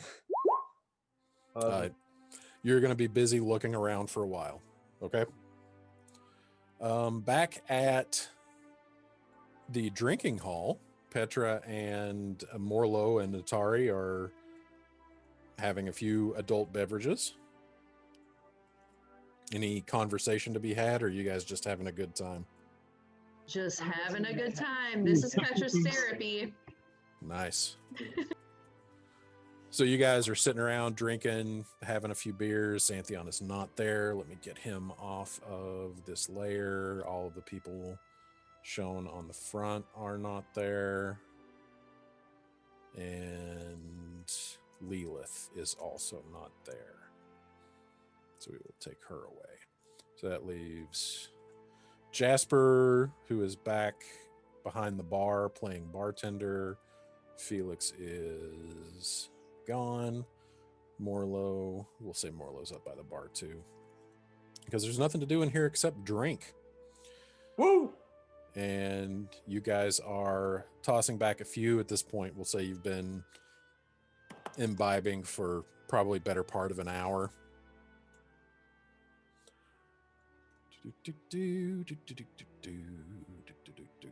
And you hear from behind you.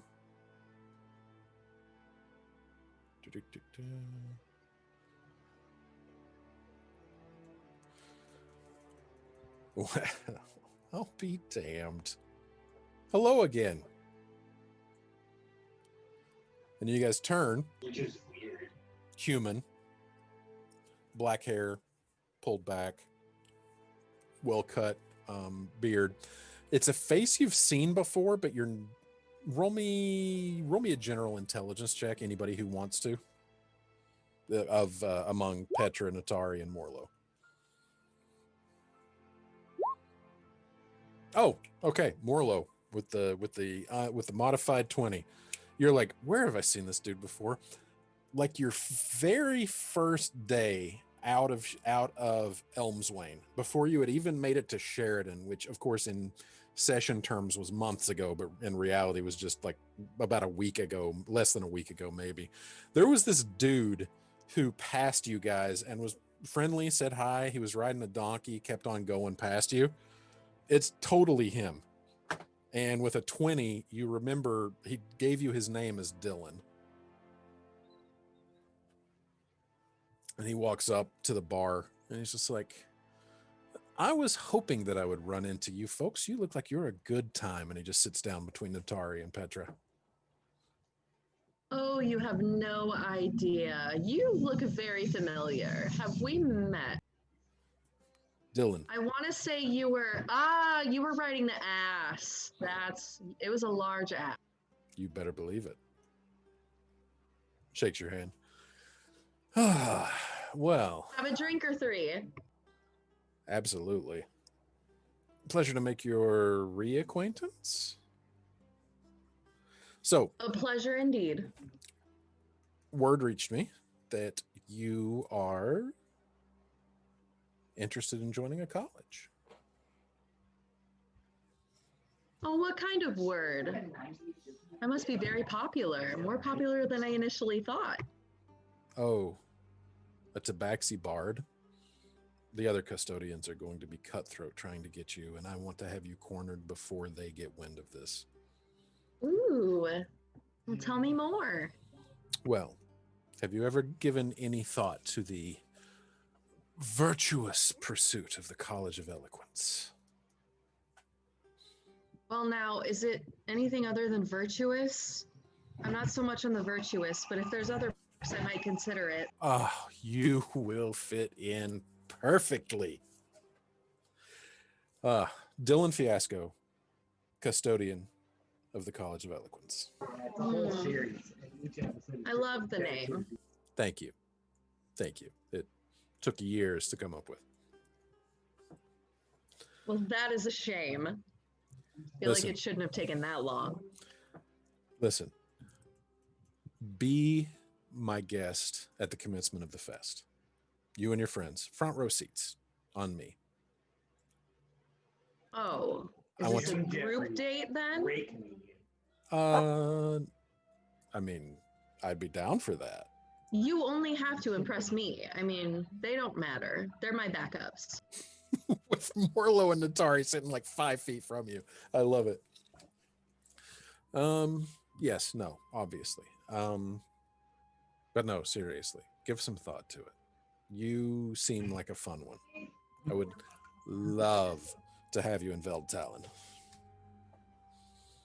Well, it sounds like a lot of fun, and yes, my mates and my crew can attest to me also being a lot of fun. So I'm Okay. sure they will ravish you with stories of my funness. Yeah, now maybe on second thought, eloquence isn't necessarily your thing. Okay, I'm drunk. Come on now. Oh, well, I really need to be. That's not Jasper, fair. please, can you fill me up here? And Jasper, just without looking away from like his fourth tankard of wine, just kind of like reaches over and pours about half into Dylan's cup and half onto the bar. Petra wants to light the alcohol in the glass on fire. And it's wine, it's not going to catch fire. Oh, never mind. Oh, why? Yep, that's the drink du jour. The hard stuff isn't here yet. Well, actually, you brought the hard stuff here. Okay, tomorrow, sundown, in the square. Be there a little bit before sundown. It's going to fill up quickly. After that, we'll see how things go.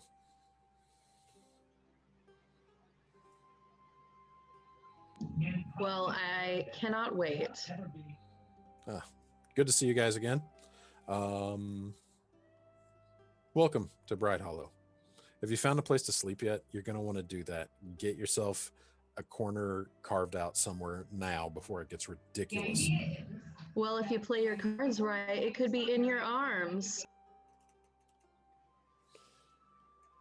Okay, well, That's the alcohol talking, sorry. I'm going to go take a cold shower. Ew. Mr. Tortle, Mr. Man of the Cloth. Not something we get around here very often. All right. Wonderful. I just needed to come and see with my own eyes. See you tomorrow. And he turns and walks out. Toodles. Okay.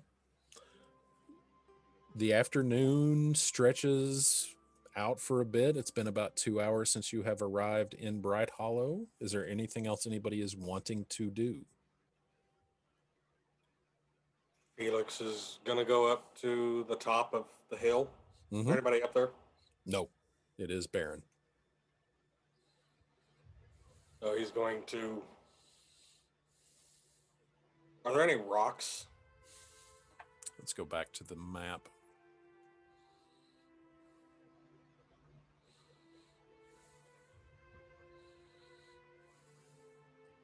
I mean, no, there is some like exposed rock in the face. It seems like this is maybe an area where some natural rock formations at some point, maybe through earthquake or something, were brought up through the crust, but it has long since been grown over with grass, so there's not like any exposed boulders or anything.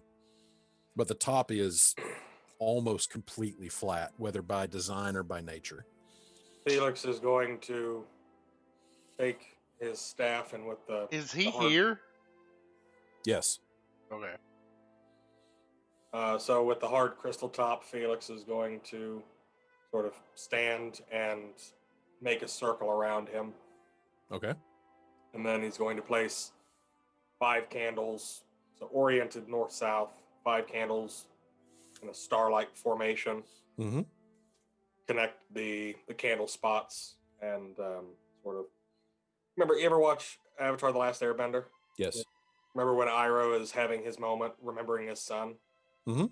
Kind of like lighting them like he did with the incense. Mhm. Sort of lighting the candles. He'll sit in the center, lay the sword in front of him, and begin to burn the incense and just sort of meditate and call out in his mind to Zadriel. Okay. Roll Look me. at you making a packed weapon. Good job. Oh, it's not that. Roll me D100. We're gonna use the rules for divine intervention. Here we go. 72. All right. So you are up there for a while. You're reaching out, trying to make some sort of contact with your celestial sponsor or with the entity to which you have formed a covenant as a warlock. You're sensing into the ether of time and space, not necessarily finding any purchase. And for just a moment, you just try to refresh yourself and take a deep breath and try to, refocus, because as with any sort of meditation, after a while, it just, when you're not hitting that transcendental mindset that you were aiming for, it gets frustrating. And then that frustration just wrecks the entire meditative cycle. So you center yourself, take a breath, open your eyes for just a moment. And from your viewpoint, you can see, since you are elevated up, I mean, probably at the top of this hill, you're probably a good 30 feet in the air. This is easily as tall as a 3-story building. Looking out south, you can see the rest of the caravan making its way north up the path. And go ahead and roll me a perception check.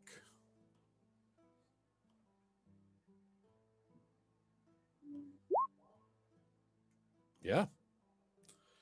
So you're just like, oh, they're here. And then you kind of like look a little bit, and it's a pretty far away, but the lead wagon is being pulled by a draft horse on one side and an orc on the other.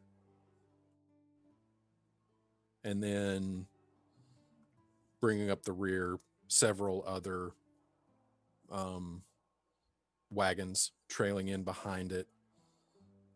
Much, I won't say much, slower progression than would seem to be normal, as if there is a slow going sense of this caravan. Something is holding it up. How far off are they? With your vantage point, you spotted them while they are still probably the better part of a mile away. Damn. And as they continue to get a little bit closer, are you going back to the meditation, or? I'll launch off a few fire bolts to let them know that someone sees them. Okay. Just up in the air. And Okay. then try to get back to it. Okay.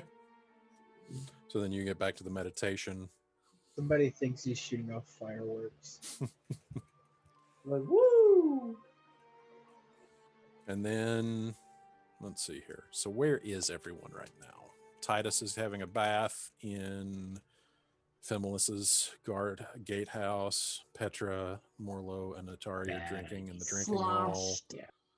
Yeah, about this time, Emma, you would actually be getting done with your bath. All right.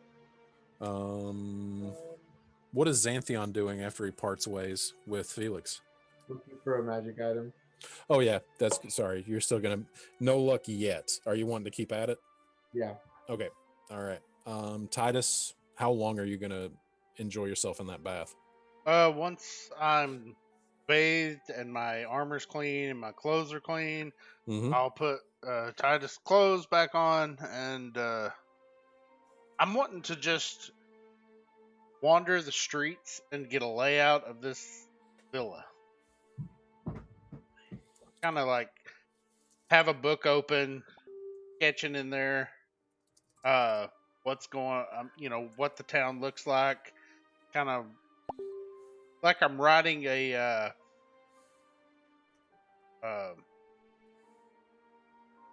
kind of like I'm writing a book on this is what the town's like to my dad, on what all's happened, where I'm at now, kind of thing. As All right, I'm so- just walking the streets Gotcha. and keeping my eye out for anything peculiar. Roll me a perception check.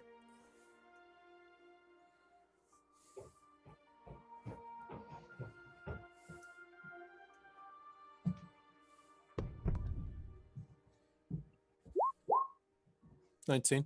Yeah, so as you're walking out, and writing in this, and once you start heading back down the path toward the town square, and just kind of looking around and taking everything in, you do notice Felix sitting on top of the hill by Fimulus's gatehouse.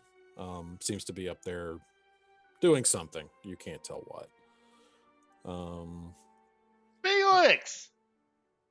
Just yell up at him. Are you okay? Back to it. Do you want me to leave you alone?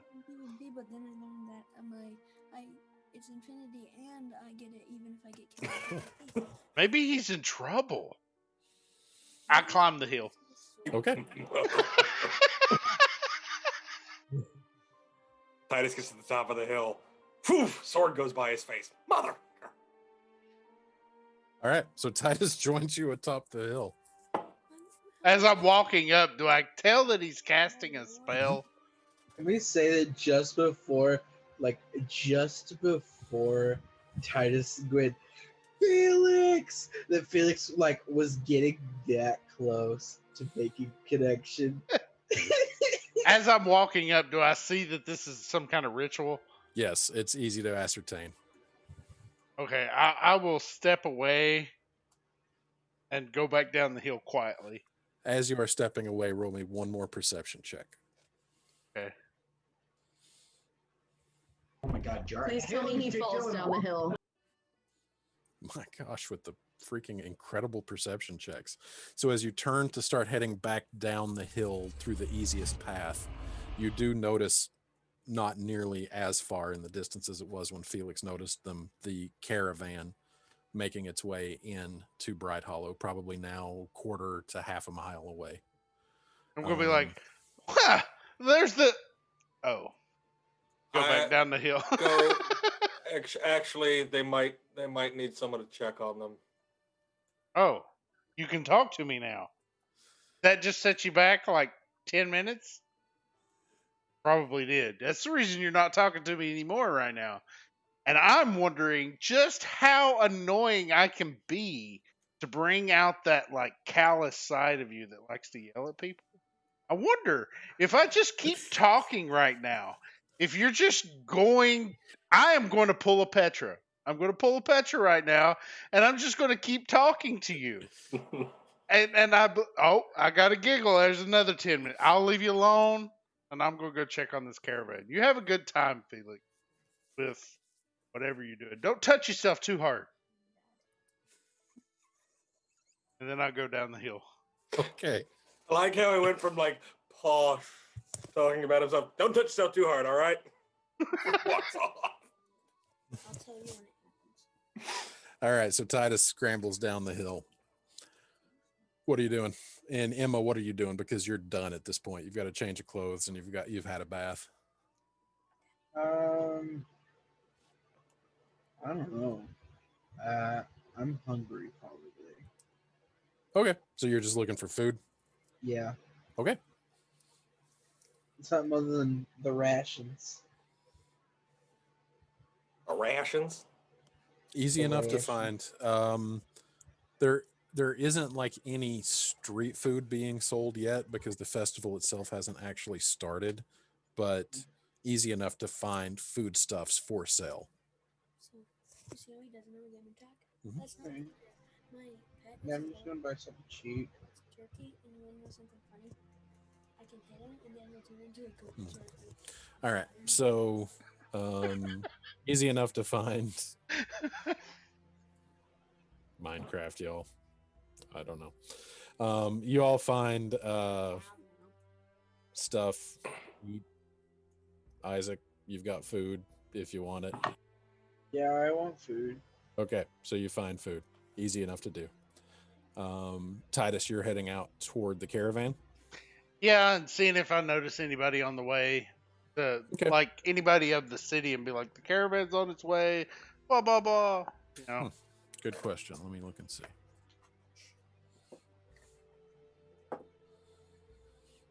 No, you do not notice anybody on your way down and out toward the road. So you head out to meet the caravan And as the caravan draws closer, you do start to notice that something apparently has gone wrong on its way to its final destination. Like, for the first thing that clues you off is in the lead, like I said to Christian, it is a draft horse and then an orc tethered to the wagon pulling it. And then you actually recognize the orc as the orc that had tried to ambush you the day before. Yesterday in the morning. And also it looks like several of the wagon train, several of the drivers, you notice the one behind the lead wagon has his arm in a sling, like a makeshift sling. Several people are sporting bandages. You never really got a good look in Sheridan because you basically just got back to town and then immediately turned out with the lead wagon. So you're not really sure how many people were supposed to be in the caravan that's bringing up the rear. So you don't know if anybody is missing or not, but it definitely seems like they've taken a hit.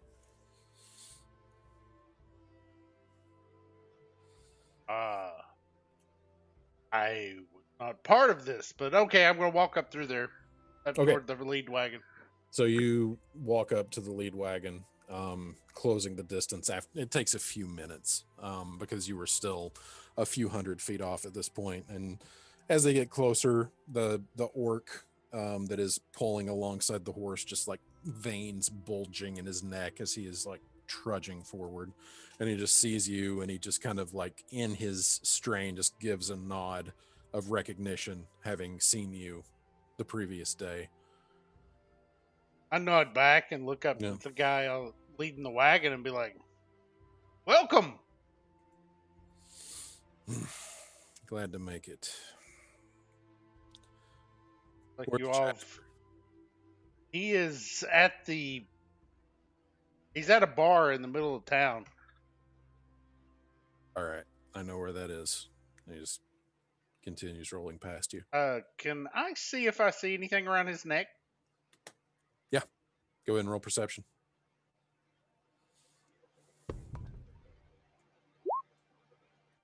Okay, so with a 15, you do not see anything around his neck, but then as the wagon passes and you're looking, your eyes go to the back of the wagon where laid out, like with his arms crossed over his chest, is the form of a elf that you had seen speaking with Jasper prior to leaving. Oh. And the wagon just kind of rolls along. I bow my head in respect to keep it that way as they all pass. Mm-hmm. They go through. You see some of the horses look a little roughed up. Almost all of the people look a little roughed up. Bringing along the rear, you do see the very last person walking along behind with a arrow knocked in a bow held down by his side, is Viper, the sniper that was up in the tree during the ambush. And he also notices you and just nods his head. I'm going to walk in beside him, bringing up the rear, and just be like, "What happened?" Zombies. Noticed this morning. Oh. Is Felix around? Yeah, he's over on that hill. Feel free to interrupt him. Okay.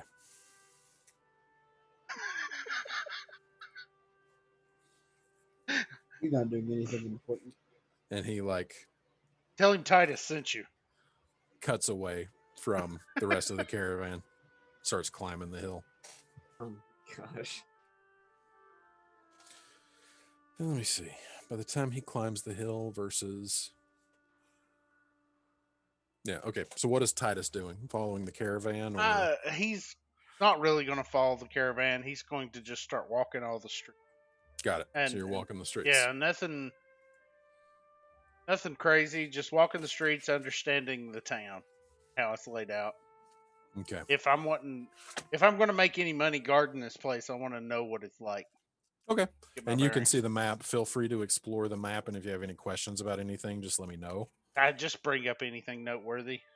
All right. Uh, All right. So we'll do it in this order. So in the drinking hall, Petra and Morlo and Natari, you are drinking with Jasper. Mhm. And a few minutes Heavily. after Dylan leaves, this human wagon master that you have seen while you were in Sheridan comes in, and he just walks in the front door and he just says, Jasper, we're here. Jasper looks up from his drink. Oh. What's Well, because that doesn't count as. what's the problem? We got hit by violating zombies. her. Yes, you look like you spent a night with me, honey. And Jasper kind of sits up a little bit and is like, where's Paxador? He took the brunt of it. He fell. We've got his body out in the wagon. Jasper just kind of like bows his head a little bit. All right. Any other losses? No, that was it. Good. Any loss of cargo? No. Okay. Show me to the body. Jasper and the wagon master leave.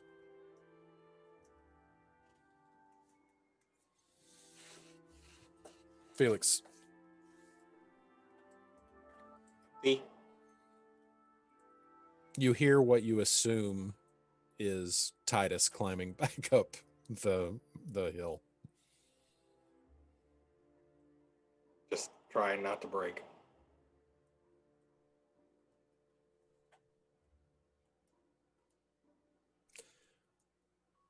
We made it. You open your eyes. The Archer Viper is standing there, just on the edge of the hill, having just cleared the crest. Sorry to interrupt. No, you're perfectly fine. Are they all four of them are there? No, just Viper. Viper is the Viper. only one. Okay. Well, Well, sit with me if you will.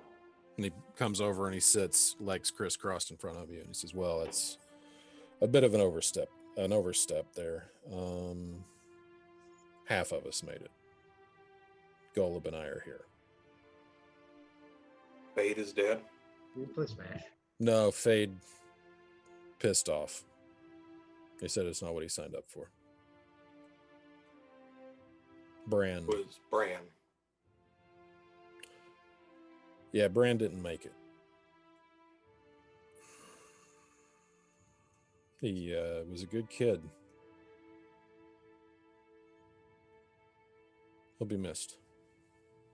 Sorry. Yeah, he was never cut up for this life. But I will say,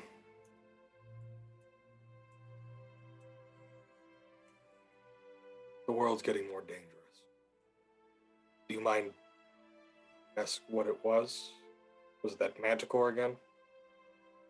Zombies just started coming out of the woodwork about half an hour after we broke camp this morning, right when we were starting to get on the road. Probably 2-3 dozen of them.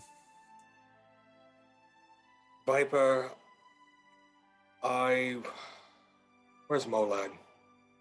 Or not Molag, what was his name again? Golub. Golub, damn it. Where's Golub? They got one of the horses. He hitched himself to the wagon. Good man. Yeah, come on, I'll take you to him. All right. So, keep the sword. Try to salvage what's left of everything that I can and put it back in. Mm-hmm. You guys start making your way down the hill. So as we do, Piper, I'll talk to you and Golub a little bit more about this, but those zombies are an isolated incident. They've been happening further south. Yeah, we've been catching wind of it. Rudy Orr said there was something going on. Said it was a good opportunity for us to make some money if it started flushing people out of Elmswain. There are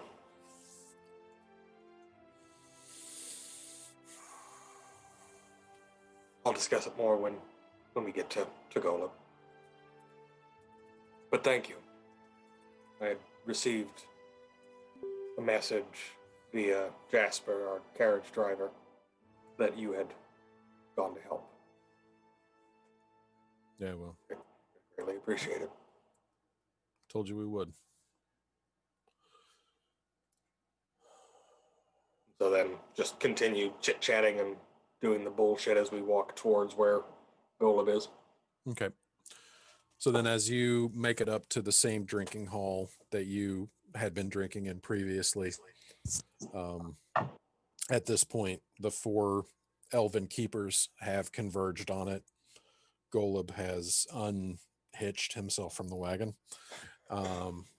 and inventory is being made of the various carts and wagons that have now completed the journey to Elmswain to Bright Hollow.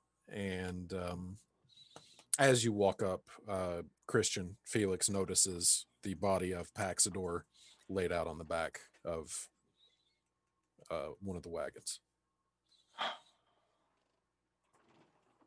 Damn. Requiescat aetanam. Well, Jasper walks up. He's like,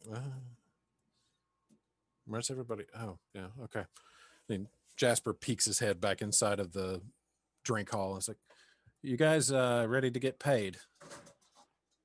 Yes. Yes, we are. All right. Did you say laid? First things first, let's handle the financials. As they're walking through.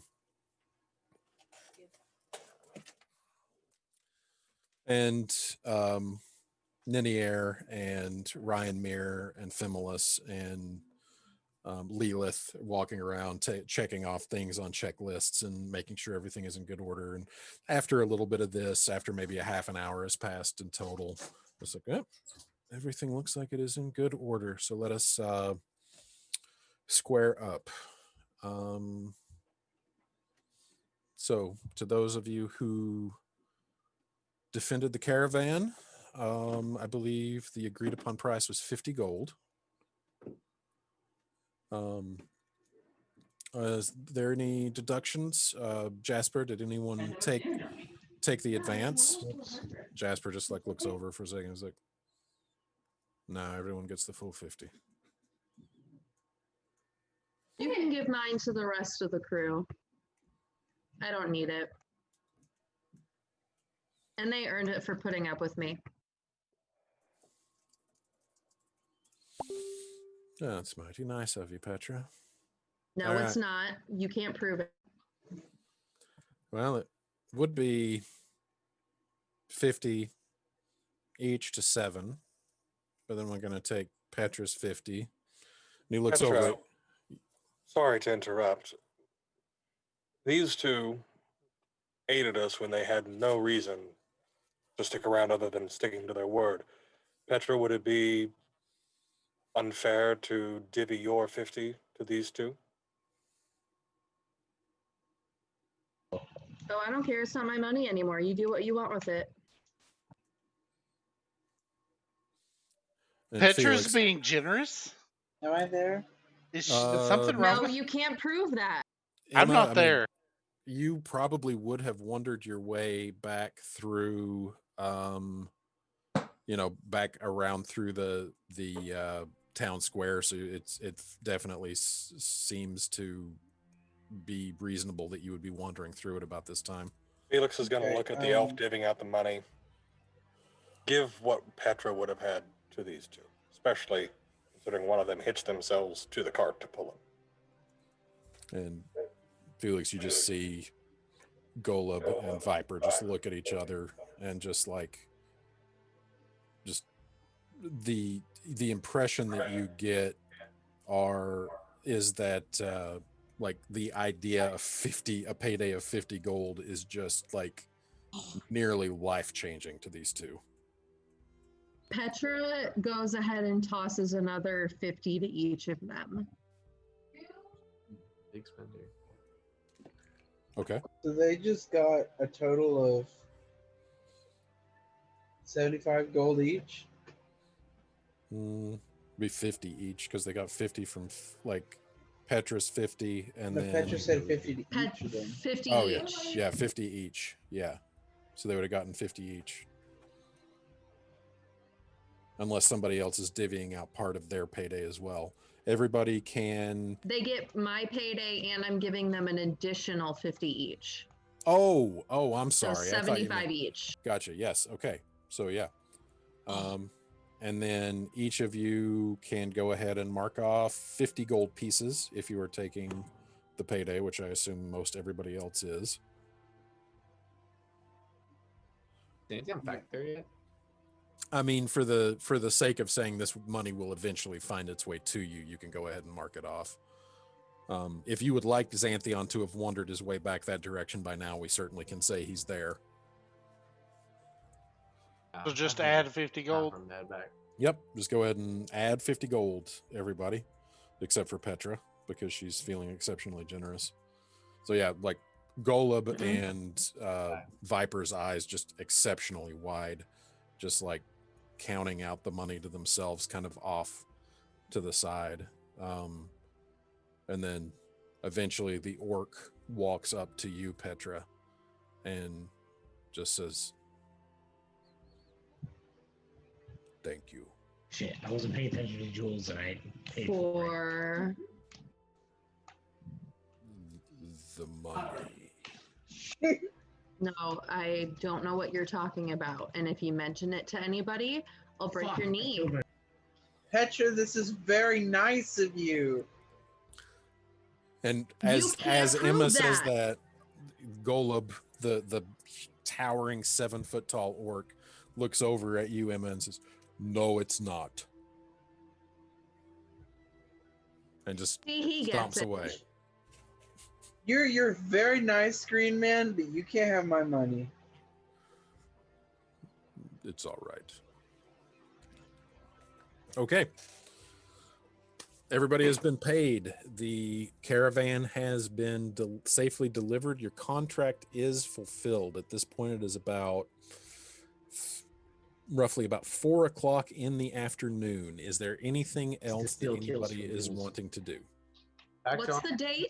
Magic item. 23rd No, the 24th. or 24th. Sorry. Yep. It is I thought we were still on the 23rd. Thursday, Wow. March 24th. The day before Bright Hollow starts. Hey, we should talk about By this a thing long I shot. did.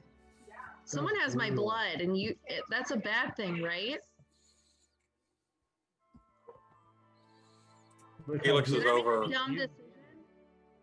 Felix is over with Viper and Golub and just says, "Meet me tomorrow morning on top of the hill." Ooh, is it a Okay. date? God, Wait, were you it's- talking to Petra or were you talking to them? Sorry. Oh, talking to the other two. Oh, my bad. Oh, you're good. Oh, so you I were talking retract my. I retract that was what I to Golub and to Viper. And Viper, yes. We will get back to that. But Felix kind of whips around and looks at Petra. It's concerning, but we'll just need to know what details of the contract are so that way we don't upset them. Oh yeah, I have it here somewhere. I'll find it. Oh, It's fantastic. in one of my boobs. Fantastic. she starts rummaging like in between her boobs. Like there's a lot of room in there, so she takes a bit. Felix is then gonna go to which elf was it that talked about security work? It was Ryan Mere and Fimulus both, the two males. The male high elf and the male wood elf both had mentioned it, but Ryan Mere, the high elf, was the first of the two. How do you spell their names? RYANMIR. Okay. Elsinane was his last name, same as Ninier. Ninier. And then Fimulus, FEMMALAS, Moss Blossom. So he's gonna go up to Ryan Mere.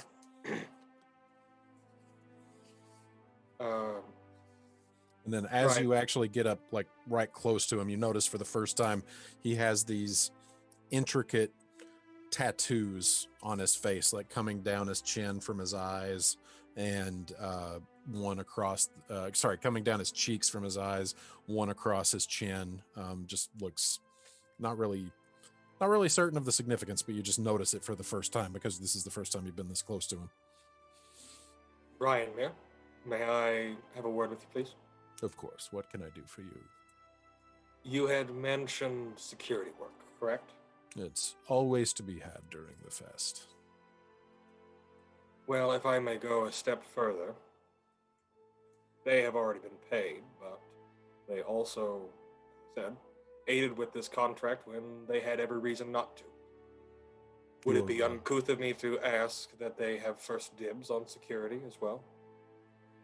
The orc and the archer. That's who you're referring to. Yes. If they are interested, they would be welcome. Fantastic. Thank you. I figured it couldn't be bad having a 7-foot-tall orc on security detail. It will come in handy, especially the first night. I know at least one of you will come in handy. Win. Petra gets inspiration. Oh my. Oh my god. Well, that happened. Just trying to think of how that's going to work with the claws. Ah! Oh my Oh, god. don't worry. She's been through that situation before. It's fine. Oh, I She has hurt. claws too, remember? Oh, I got to use the bathroom. Take 5. oh. I hurt. Oh,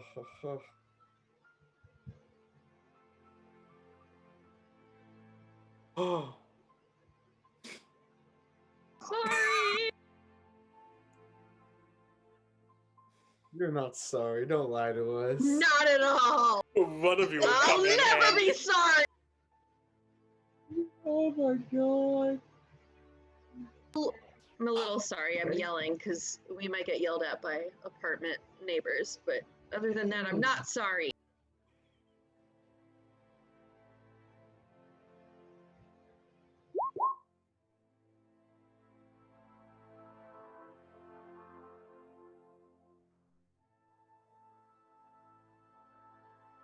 You hit my Hi, squirrel. Dominique. Let's make a story. I love you. You're my favorite person in the entire No, universe, no, and don't tell please, anybody. You I would know. murder my boyfriend for you. Don't tell him. I sent you a message.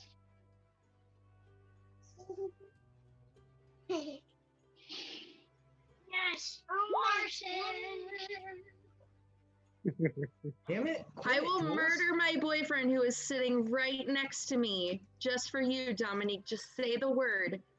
I live for you, baby girl. You're my favorite.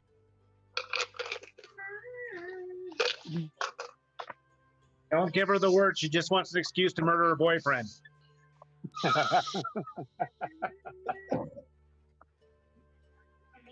Dean says to tell you, Aaron, oh, I thought I was your favorite. Oh my God! You're both my favorites. You're I'll both- murder you're my both her boyfriend for you favorites. too, Dean. She'll Dean, murder do her you want me to- boyfriend for you too. Do you want me to murder my boyfriend? Do you want her to murder her boyfriend? I will. Oh, She'll do it right now on Twitch. She's gonna murder her boyfriend on Twitch. I will. Just say how. Arsenic, old lace. Kill him with Um, kindness.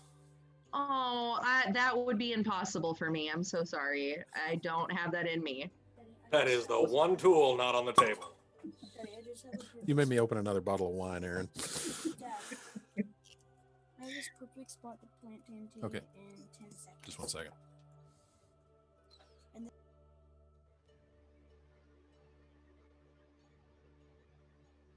All right. So, anything else? Anything else anybody is wanting to do? Anything anybody else is interested in as the afternoon progresses into evening? After that, Petra? Felix is going to go back to the top of the hill and try to do what he was doing. Okay. And I'm just gonna sit down here with you. Ben, regarding what you had asked me earlier, nothing that seems to be of any real importance. It really just seems to be along the lines of what I had said in the message, like conversational, excited, maybe people who I'm good. I'm really not hungry. Actually, should eat though. Okay. This is actually a good snack. And Hungry. yeah, like nothing particularly of interest, but definitely people here who can pick up what you're laying down. Yes. All right. I'm just going to take out my dagger and carve in my likeness into it. Yeah, no problem. Okay. So, Felix, what time are you joining Golub and Viper up on the hill? Tomorrow morning. Tomorrow morning. Okay. So, afternoon starts to pass toward evening. Everybody is 50 gold pieces richer. The wagons get led away to the main storehouse. More drinks to be had if anybody is, partaking. Petra is super partaking. Yes. She is breaking out in song at this point. Like, Cool. probably Poker Face by Lady Gaga. Who knows? Yep. Logan, after Xanthion spends about 2.5 hours, like just haggling and talking and trying to like get through like the facade of like people who like maybe act like they might have what you're looking for, only to have to admit that they don't. Nothing to be had from the merchants. It's not a commodity that is going to be traded by merchants. Eventually it basically comes out and is told to you like, yeah, there's going to be magic items here that you're going to be able to buy. You're just going to have to rub elbows with the right person and then talk them into being interested in a deal. He's gonna go talk to Leaflin. Lilith? Lilith, yeah. that's Okay, it. cool. All right. So that is what you will be doing. As the afternoon passes into evening, more and more and more people start arriving. By ones, by twos, by fours, by horseback, by foot. Dwarves and elves and dragonborn and gnomes and orcs and goblins and all walks of life, all races, all ages, just starting to converge, just kind of like making their way up the road with like excited chatter or just renewed interest to be here again, or just absolute excitement to be here for the first time. And just slowly, as the evening starts to fall, people start converging on the village of Bright Hollow. If there is not anything that anybody else is wanting to do before the end of the evening, Petra is drinking more, and the more she drinks, the louder she gets, and Oh, the yeah. more she sings. So, and you definitely find people who are willing to duet with you if you're interested. yes, please. Yep, you Petra's in heaven. you buddy up with a young female gnome who goes by Tiff, and she plays the mandolin, and you guys You just two cannot contend with tear these one guys. Way too slow. Woo! All right, so Petra's tying one on. Xanthion looking for. Tell you what. Oh, Logan just stepped away. Okay. Emma, what are you doing?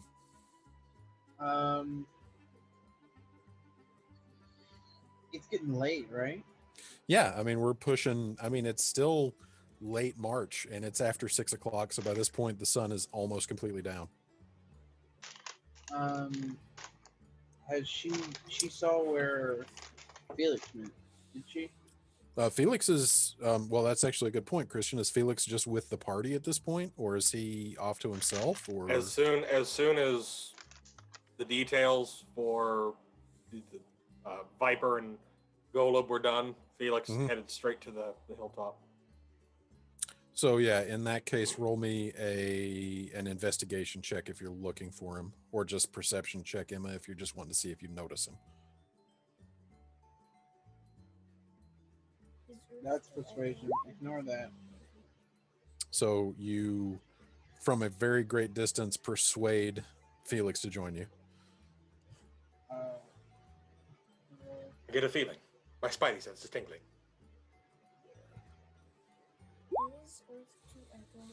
Investigation? Yeah, I mean, for that, we'll say you do notice him up on the top of the hill. I mean, the whole purpose of that hill basically is for people to have a good vantage point for the archery contest, which means from the ground, you're going to have a good vantage point at the top of the hill. So yeah, stands to reason you'd see him up there. She's gonna go up there. She's being quiet about it. Okay. I just love that he just needs Felix. All Felix wants is some time alone, and this is going to be like the third time somebody has interrupted him. I love it. Y'all hate Felix for good reasons, but god damn it, when he wants to be alone. Okay. When you want to be alone, why do you go sit on a stage? It's the only place that's not down in someone's backyard. Go sit on a building. You Yeah, can because fly. That's not weirder. All right, so Emma, you climb up there. Emma climbs up there, and she just kind of like walks around him a little bit. She's quiet about it, but I mean it's still annoying. And then she's like, "Oh, okay," and she just sort of sits about like 10 feet away from him and starts getting out her alchemy stuff.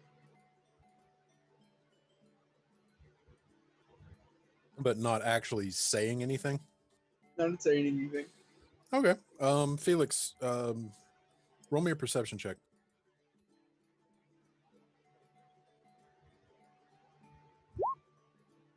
You actually have no idea that you're not alone. You're pretty deep into it. So yeah, you're not disturbed at all. And so Yeah, she's just. I'm gonna make more healing potions. Oh, I got those. You said I got. How many did I make? 3. 3. Okay. Because 3 is your proficiency bonus, right? Yeah. Yeah. I'm gonna be making the next 3 throughout the night. Sounds good. So, Felix, because Emma doesn't require sleep, Felix, you burn through your candles and your incense, and then open your eyes and see Emma just tending to 3 herbalism kits simultaneously, quiet as a mouse.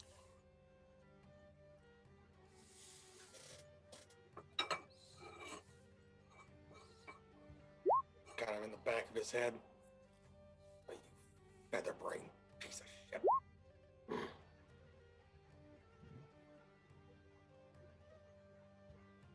Emma. Hmm? Good to see you. What? Good to see you. Oh, good to see you too.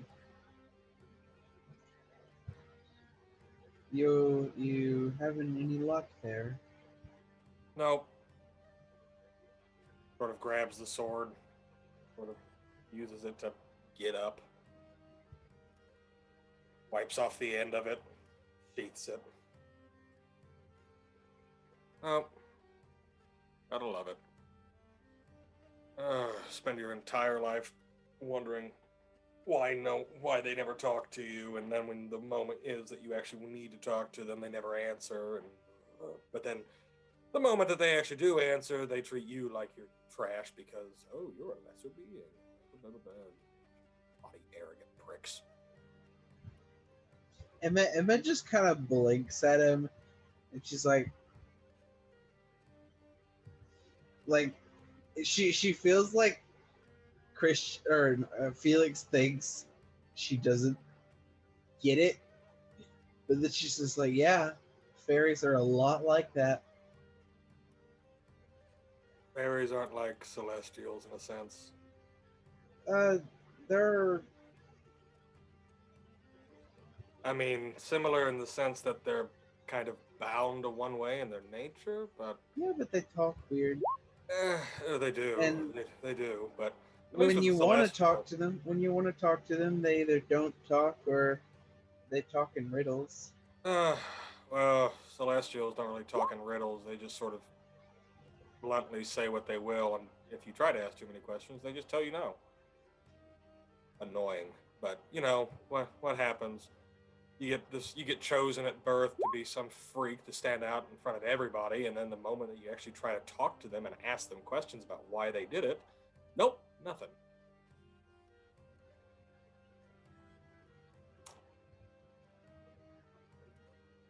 This would be one of those moments where, like, Felix is very bluntly talking about something other than being a warlock. Yeah, Oh yeah, no one caught up on that. Emma just kind of blinks at him for a minute. I mean, like she knows he's whatever, an ASMR or whatever, because she heard him talking to the orc. So you know, Um, Dad, just so you know, I did not search what is in the movie Psycho about. That was when you were talking. I thought I said chosen for what?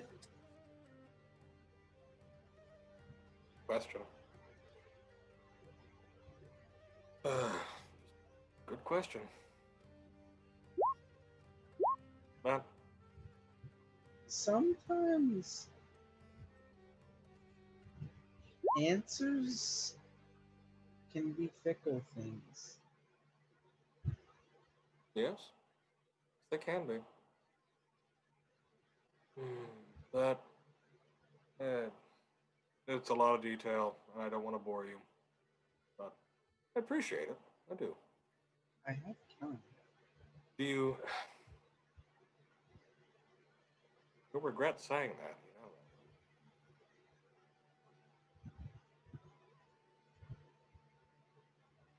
But I need to go back down and have a drink or 6 and just go to bed. Do you need anything while I'm down at the inn? Cider? Water? Ooh, yeah. Some Cider's red sounds good. potion. What was that, Emma? Cider does sound good. Fantastic. I'll go get you I'll get you a jug of cider. How's that? That sounds wonderful. Thank you. So Felix picks up his staff and traipses back down the hill and just cussing under his breath. Okay. And you bring Emma some cider. Easy enough to find. Bright Hollow has its own orchard and its own cider press. So it's an easy abundance. So you run some back up to her. Yep. I bring her the jug and a little glass. Okay. And she pointedly sets it away from the alchemy sets so she does not mix anything up. Yes, please don't mix that up with your acids and your poisons. Emma, I'm dying. I need a healing potion. Why did you give me apple juice? Okay, Shannon. Uh-huh. Question. If I flavored all the healing potions like apple cider, would it affect anything? Yeah, it's a pretty specific Damn it. formula for healing potions. Apple cider is a real healing You potion to gotta me be. in real You life, gotta be. though. Just Yep. Absolutely I'm a basic zero idea. bitch. All right. So, anything anybody else wants to do this evening? Oh yeah, you're Logan, Xanthion, you do stumble across Lilith as she is just kind of watching over the new arrivals and just kind of greeting people to Bright Hollow as they start to arrive, which the influx becomes more and more steady as day passes into evening, passes into night. The cattail was perfect.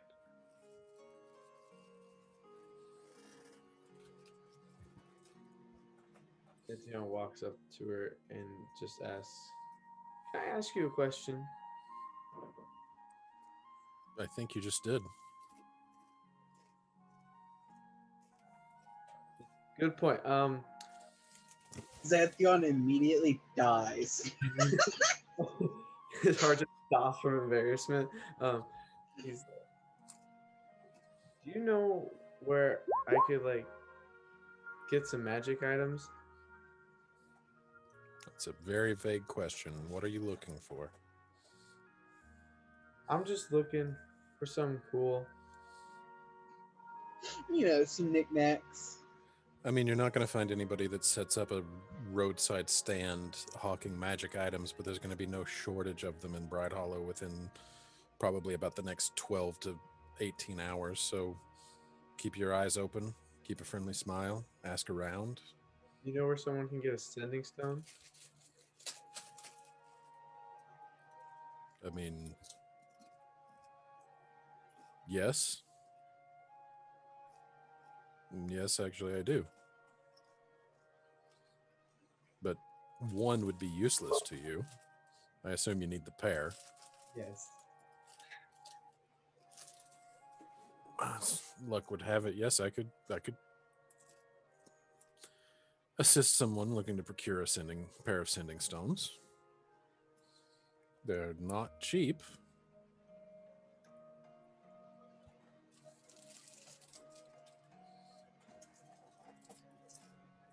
This would be the point where you say something. He just looks at her and just shrugs like,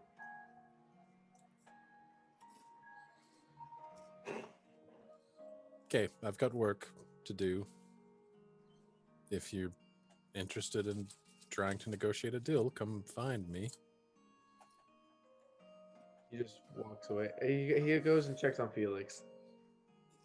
Okay. You find him at the bar. Oh, bollocks. Felix looks around. Are any of the elves who are in charge at the bar? Not in the drinking hall that you guys had been in this whole time, no. Oh. Actually, as you were making your way down the hill, you did see that from every direction there are people arriving now, so it seems to reason that the keepers would be busy, like, keeping that to be an orderly process. Oh boy. Did you see? Well, Felix is sitting at the bar and just kind of realizes, well, do I see Mola or Golub, or do I see Viper anywhere? Are you, like, going looking for them? Well, do I see them anywhere in the bar? Not in the drinking hall you're in. No, actually, at this point, still technically, this is not an open establishment per se. You guys are just basically allowed access to this place because you were a part of the armed accompaniment of the supply chain that brought the alcohol that will be served at this place. So, no, they are not in here with you. Felix is going to go try and find him then.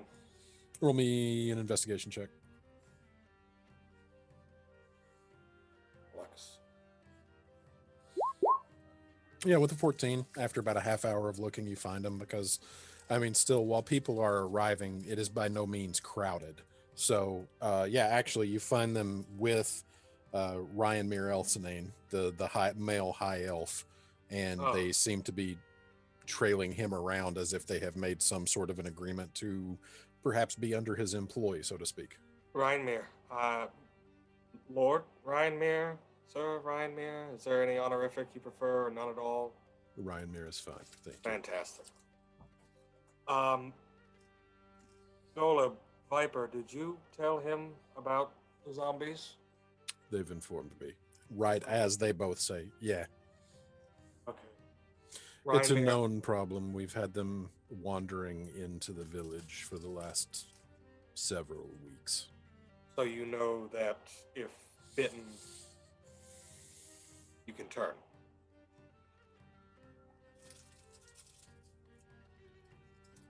I do now. Quick fix, we figured this out down in Elmswain. Kyotum's ointment. If anyone shows signs of being bitten, Kyotum's ointment has shown. What about Ooh. lesser restoration? We haven't tried lesser restoration in time. But I And he just assume- immediately turns and casts lesser restoration and places his hand on, or his palm on Golub's chest, and you see just this light glow, and then it comes back into his hand and fades into the chest of the orc, and you just see Golub just like, I told you I was fine. I shrugged it off. Golub. We can't be too careful. Oh. Great. Yes. So if you have anyone who's staying out in the woods, I would recommend, unfortunately, cramming people. Because when one gets bitten, it spreads like wildfire. And he just turns to you and he just, I am so sorry. who are you saying that to? To Ryan Mayer, I am so sorry. I completely forgot to take care of that. Sorry. It's a blessing that among the keepers, lower undead are barely an inconvenience. But thank you. Thank you for imparting the knowledge. I hope Well, I'm that just you glad keep that we that didn't spirit lose among you. I'm just Yeah. glad we didn't lose Golub. Kind of looking over at him. I am so sorry. He just towering even above you, which is bizarre because you have not met many people taller than you. He just looks down at you and says, I'm harder to kill than that. Clearly. Now, speaking of killing, I need to go kill a few liver cells. I need a drink.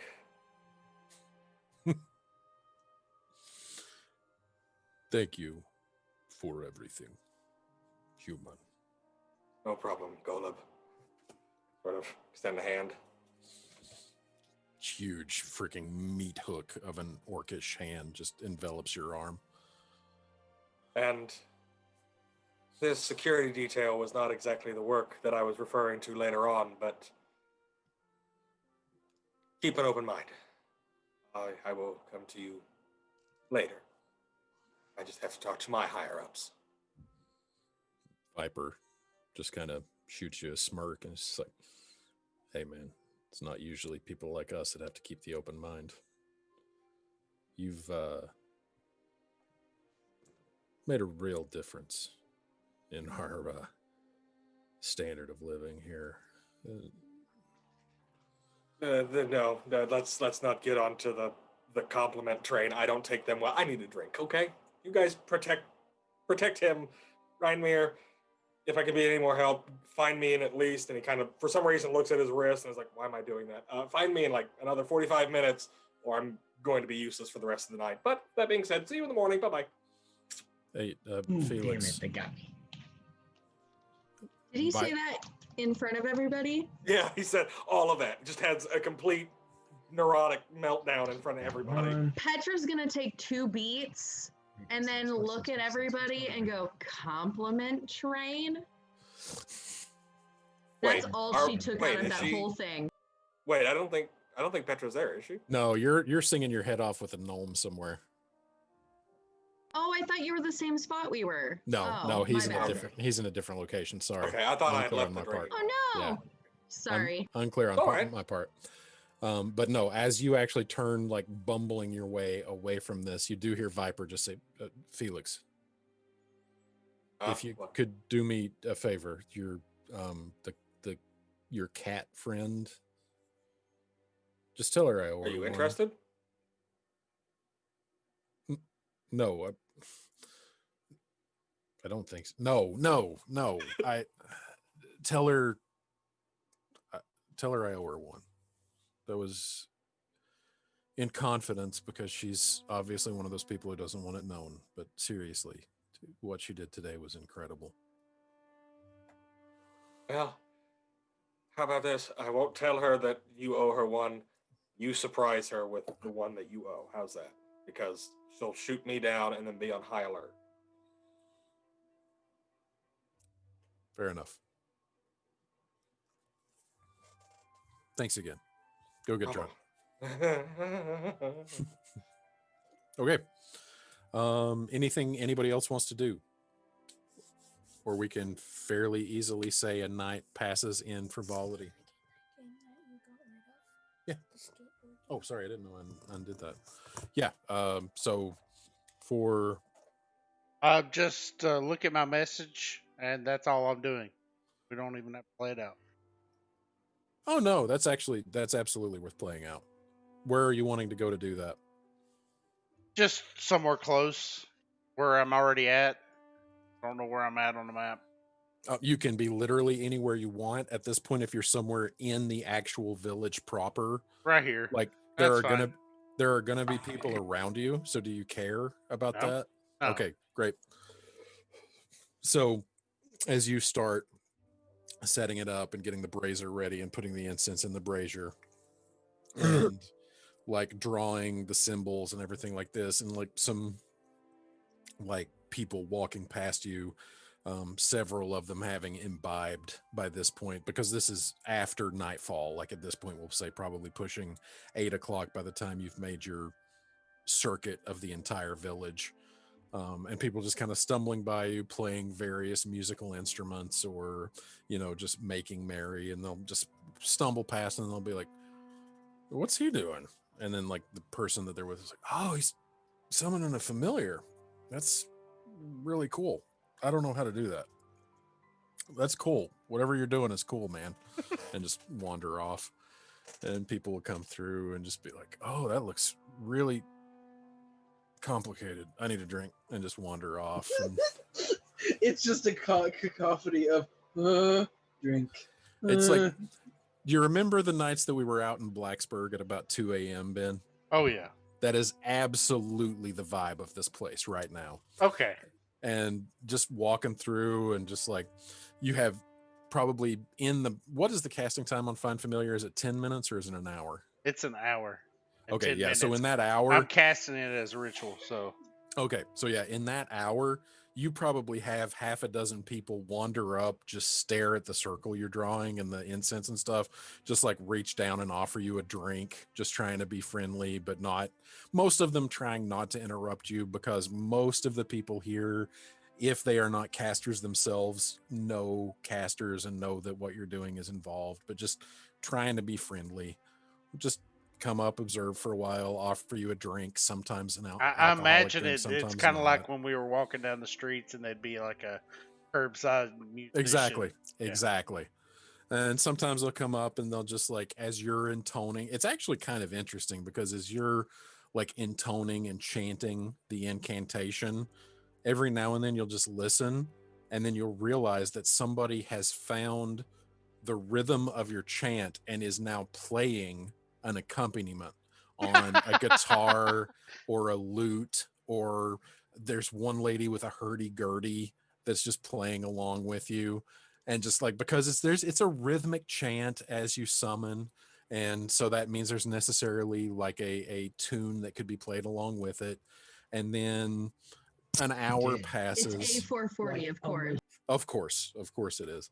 And then all of a sudden, after an hour, the runes that you have drawn on the ground, the flaming incense goes into the symbols that you have drawn on the ground and illuminate the seal, and you draw forth your familiar spirit in the form of a cat.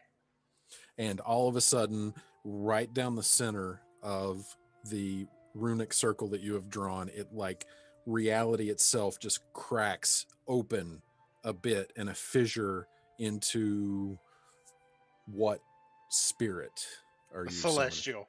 A celestial. So it splits open, and there is a glowing, translucent, pearlescent vibrancy in this fissure in reality, and a cat of what color?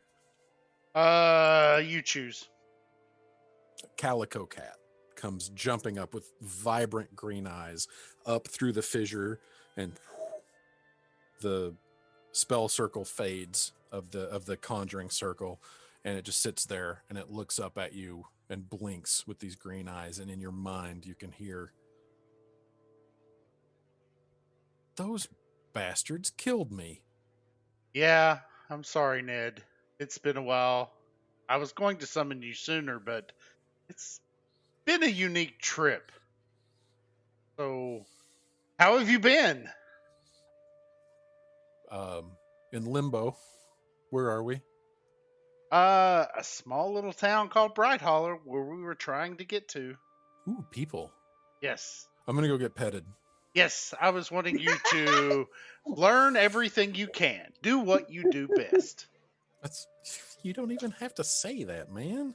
I and know. just trots off with its tail wagging. Bye, Ned.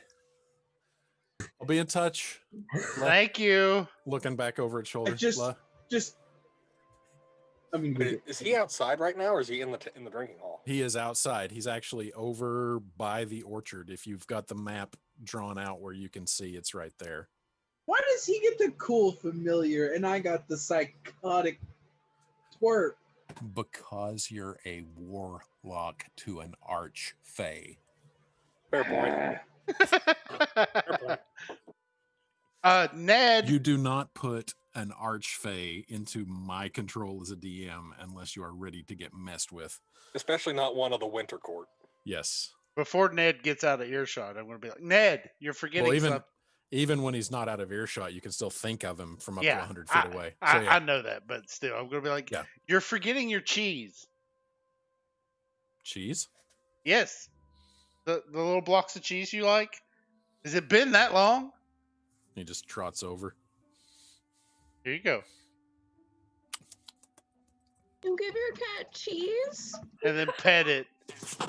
And send him on his way. That's so sweet. Thank you. You know I don't technically need that to survive, but it is delicious. It tastes good, doesn't it? It's amazing. Wait Really, until honestly. I find Gouda. Okay, Robin is a really fun support and just character runs off. to play. Cheese may be Petra's Like, he weakness. deals with Cheese may be Aaron Darling's weakness, and I don't that have is to absolutely. gain my So you've got your familiar back. Anything anybody else wants to do? After that, I'm spending the rest of the evening scribing spells from that spell book I got over to my spell book. Okay. So you're familiar with the exchange rate on that, like what it costs, right? It costs a lot in ink, right?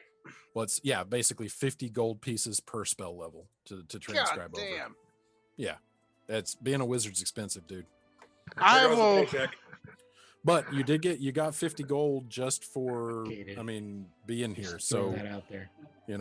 But I whatever. am going to I gotta look through the spell book you sent it to. I gotta find it. Oh yeah. You've got it. We can handle that outside of session. Yeah. And so Is Petra and the dwarf girl still vibing? gnome, but yes, No, I'm sorry. Yep. Sorry. that's all right. Into the Okay. wee hours, basically, I'm assuming until Petra just eventually passes out. Yeah, probably on top of the gnome woman. Yes. With consent, but yes. Yes, absolutely. Yes. So mark off long rest to anybody who wants it. Dawn comes. I'm assuming most people are sleeping in. So we will say around 9-10 o'clock, you guys get up and about, scrounge up some breakfast. Felix, High in you protein. were going to meet Golub and Viper at the top of the hill. Viper at the top of the hill. I'm not sure if that would have been covered with what you had talked about last night. No. Okay, so you ascend up the top of that western hill that overlooks the archery courts. Are they there, or am I waiting on them? Actually, you climb up to see if they're at the top, and then once you get up to the top, you notice them climbing up, scrambling up behind you because they have seen you climbing up the hill now. I help them up. Yeah. All right. Well, fantastic. So, well, here's yesterday that you got a crash course in what we're dealing with. It's not the first time we've come across them. But yeah, there's been more and more of them over the last few weeks. You're involved with this? This is Viper, by the way, if you couldn't tell from the accent. Yeah, considering you're using full sentences, yeah, I figured it was Viper. Okay, yeah. Yes. Where to begin? We were in Elmswain when we were first exposed to them. A bite and possibly scratches can confer the condition. I felt it. It when will they bit usually you. take the appearance of a fever, and then almost flu-like symptoms. Golub speaks up and says, I felt it when they bit me. Something trying to take hold inside me. I don't know. I just saw Ben like shaking his hands. I was like, what's going on? But no, yes, and eventually the condition will kill you and then resurrect you as those things. They're not normal. If you are going to be doing security, Golub and, well, both of you, I guess, sort of got the idea last night. Do something really cool. Just 1 second. If you see anybody that shows signs of being bitten, they'll usually be pale, or like me. But I'm not bitten, don't worry. I'm just naturally Suniverse. So they'll be pale, they'll be sweaty, and then it'll devolve from there. Yeah. Gyodam's ointment, lesser restoration, get them to someone Isn't that awesome? as immediately as possible. This is all tied to something darker. The job that I had mentioned is there is an individual, or sorry, Elmswain, who is, oh sorry, Sheridan, damn it, Sheridan, all right, still working off the booze from last night. There's an individual in Sheridan, a one-armed man. When this is done, he will need protection. He says that he has contacts, but in that line of work, you never know when contacts are taken out, are set up, or, God forbid, turn. We're dealing with something that could undermine society as a whole. He possibly already has or will make very powerful enemies.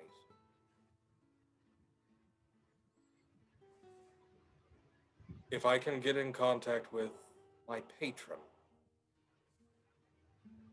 I can possibly give you some power to help. But I have to be able to contact him. Give me the week's time to try and reach out and talk to them. Would you be willing to supplicate yourself before this entity of justice and be heroes of the realm? They just kind of look at each other, Viper looking decidedly at an upward angle toward Golub. Golub says, to whom would we be supplicating ourselves? A celestial that goes by, I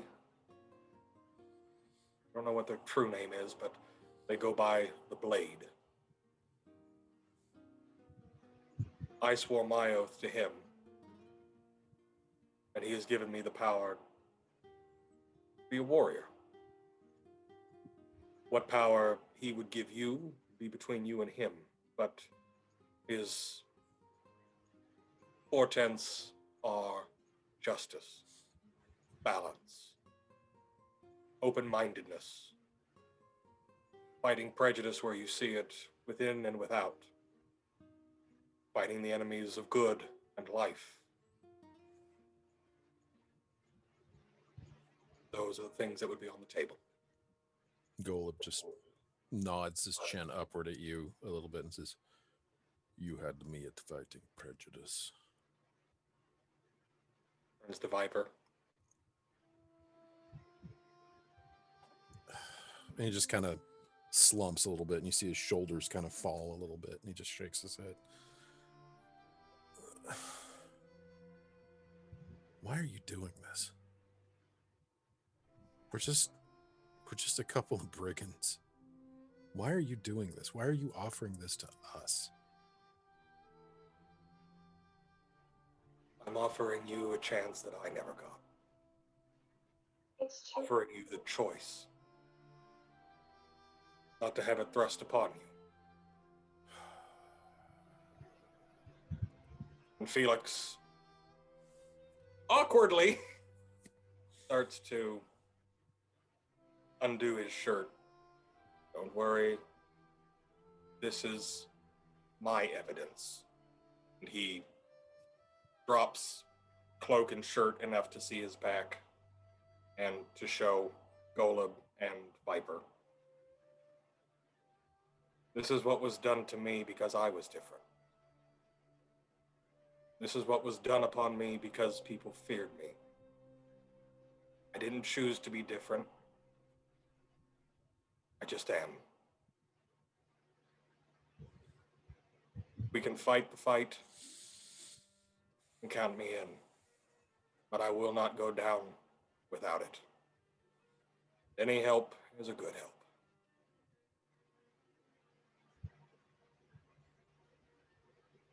Yeah, man. You got my bow for what it's worth. You're a strange one. Bird Wars. Strange in this world is okay. Yeah. Well, To hit me up at the end of the week when the fest's over. We'll go find your one-armed friend and make sure he's safe. fantastic. Right? Golub just looks down at him. Right. I'll let you know when I've made contact with the other side. And I'll tell you what they tell me on how to proceed. I bet when you threw a bandit raid at our caravan, you didn't expect two of them to. You didn't expect Felix to try and recruit two of them to become warlocks. Isaac, I Yeah. gave up any expectations around session 6. This is amazing. I'm just as much along for the ride now as you are. So Felix puts his hand out. And break.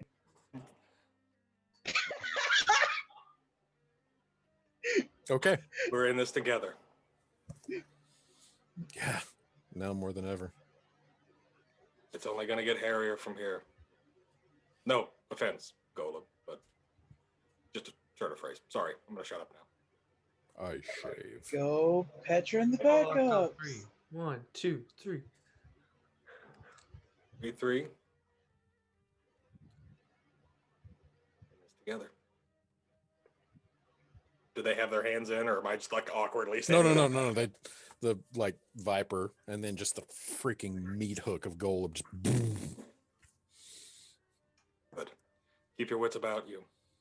I have a feeling we're going to be seeing more of our undead friends very soon. Okay. So let's go about our week. This isn't the same hill Amazon, is it? You would be done by this point because it does. This is well past 8 hours after. Oh, okay. You actually had a very nice vantage point of the debauchery down in the village square. And actually, from your vantage point, you also would have seen Titus summoning his familiar. And then just all of the different like debaucheries that are going on, and people I just feel like if the cat ever got anywhere near like past this point, Mhm. Emma incessantly defend Oh, the yeah. cat. Actually, Ned actually headed toward the city square because he wanted to be where all of the people were, because he wanted scritches. So Which is his chance of scritches was greater amongst the higher population. Well, So he went to the Emma city square. would have given him all the switches. Oh, I know. And I'm sure at some point before Odic Fest is over, you will. Yeah, so the day moves forward, morning starts blending toward afternoon.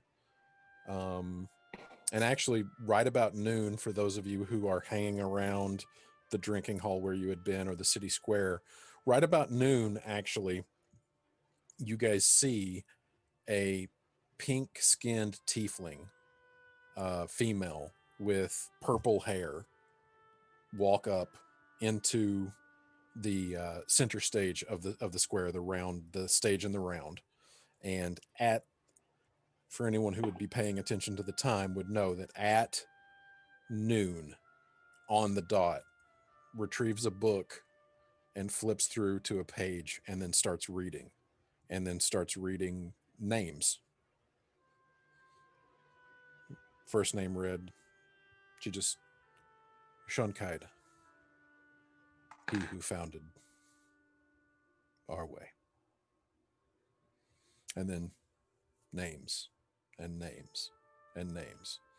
And she reads for about an hour until she is relieved by a human woman with a long red braid that comes down to about her waist, and then continues reading names. And while this is going on, still more and more people. As morning gives way to afternoon, it is like the floodgates open and people just start descending en masse, so that the population in short order of Bright Hollow doubles and redoubles and redoubles until dozens and dozens and hundreds of people are amassing upon this location. And soon the streets are just full to busting. And as the names are being read on the center stage, all of the drinking halls open for business as people flock into them. And the peddlers among Peddlers Row are officially open for business. And still throughout the day, as name after name after name is read from the center stage in the town square, still people converge on this town with a typical population of 4, until there are just a throng of people. And the afternoon progresses. Is there anything anybody is wanting to do? And as the afternoon continues, you see those of you who remember him, Dylan, who you have met recently, Aaron, but those of you who were not at the drinking hall recognize him as the man who is riding a donkey who bypassed the caravan on the way to Bright Hollow. And he takes his place on the stage in the 3rd hour and continues reading. And throughout the day, they are traded off among different people on the stage with a series of names. I'm not exactly sure why they're being read. But then afternoon starts to make its way toward evening. And as the sun starts to flirt with the western horizon, as it is just getting close to the idea of evening, people start converging toward the town square. And Petra, you have been specifically invited to this. Are you... And specifically, actually, you have been invited along with your entourage. So are you advising the rest of the party that there is an invitation to witness these festivities? Yes. Hey, everybody. I got invited to this major shindig. Please come with me as my guests. I'm super famous. Are we doing security? Are you guys have not hooked up with any of the keepers yet? but the invitation stands. All it would take is accepting the position. I'm going to accept the Oh. position as soon as I see someone. Okay. And I Yeah. mean, for basically for the ease, because we are pushing over 3 hours now, for simplicity's sake, they're offering you the purse of 100 gold pieces to act as security. You would take 1 8-hour shift every day for the 5 days of the fest, and at the completion of the fest, after those 5 days, you would be paid a purse of 100 gold. Yeah, Felix will take that. We'll just say that he did that after meeting with Golub and Yeah, Viper. Absolutely. For that, as security, you are given specific room and board outside of the dormitories, where people are just kind of falling all over themselves to try to find a cot, or barring that, just kind of curl up in the corner. So for those of you who want to be doing security, you can, and you would get 100 gold piece payday at the end of this. Are there any questions or concerns when the 10-year-old girl tries to join the security force? No, actually, you're not the only child on the security force. There's Oh, wow. you're the youngest, but there's like a 12-year-old and a 14-year-old as well. Petra is going to take this off and bank on one of the crew members letting her shack with them. Yeah, okay. Easy enough to do. Scott, they are definitely heavily interested in having Morlo do security, just because he is so imposing of a sign of a visage. So are you interested in making the money, or are you just here to party? Yes, I'm interested in making money. All right, so Morlo will be on security, and really anybody who wants to be on security, just let me know. The invitation is open just by virtue of you having successfully gotten the caravan to Bright Hollow. So the day progresses, more names are read as you start to converge and start to find your way into the city square of Bright Hollow. And while there are no tokens on this, because I am not going to try to pack this full of tokens of random NPCs, just know that this area is entirely packed shoulder to shoulder, and that you guys have a very close seat to the front. And as the sun starts to sink toward the western horizon, you guys start to hear this nervous chatter start to go through the square, as just this like, oh, we're getting there. It's kind of like as you're getting to that, like, you know that the band is just about to take the stage for the opening act at the concert you're at. Like, oh, this is going to be good. Everybody is just like excited, and there's this palpable nervous energy that starts to run through the crowd. And then from the eastern side of the town, actually quite a ways away from the city square or the town square, you actually hear this like ruckus come up. And like those of you who are taller, so like Felix and Titus, can kind of like crane your necks, and you see that the gates at the manor house up on the hill have opened, and there is this group of people who are coming down. And at this point, the person on stage who is reading the names is a dark-skinned male, well-dressed, who is with a sword by his side, and he's just reading out. And at this point, the name reading has been going on for about probably about 6 hours, and the sun is just almost set. And this group of 7 other people, several of whom have taken turns reading names on this stage, are coming through and making their thank you for whoever's drawing the crowd. That's amazing. And carving their way through, and it's like you just see the crowd start to part ways as these 7 people make their way into the city square and up onto the stage, and they take their spots. And there's this moment where they all converge on stage together, and they're just talking, and there's these whoops and hollers and screams from inside of the crowd, and you can hear this chatter among the throng of people.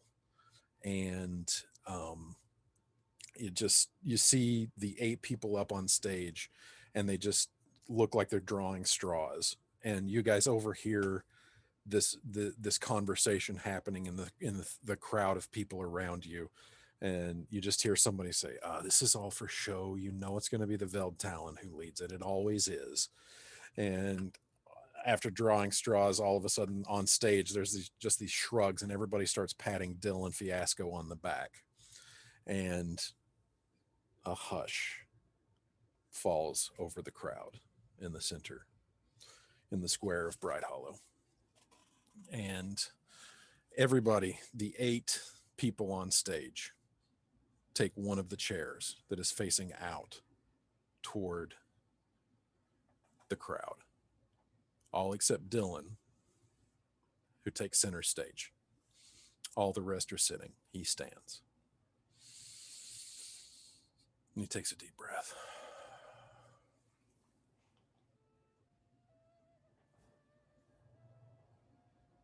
At the dawn of time, the song of creation was sung and the world was brought into existence. The gods fell immediately to warring amongst themselves for dominion over Zekarist. It was in this time that the Mother of Woe, striving to undo the world at its inception, was bound by the Blessed Mother and the Defender Queen and cast into the chasm of oblivion, where may she sleep for all the ages. The remaining gods reigned in solitude for time untold before bringing forth the Paragons, and with them all the races of the world who endured in immortality alongside the gods for millennia. And Zekarist found harmony, until one day, a threat beyond measure emerged in the far eastern reaches of Sangamet and threatened to tear the world asunder. The 11 remaining gods rose to answer the challenge. Whatever unknown fate they met, the gods left us, and the rivening befell us. Without the gods, the races of the world became mortal.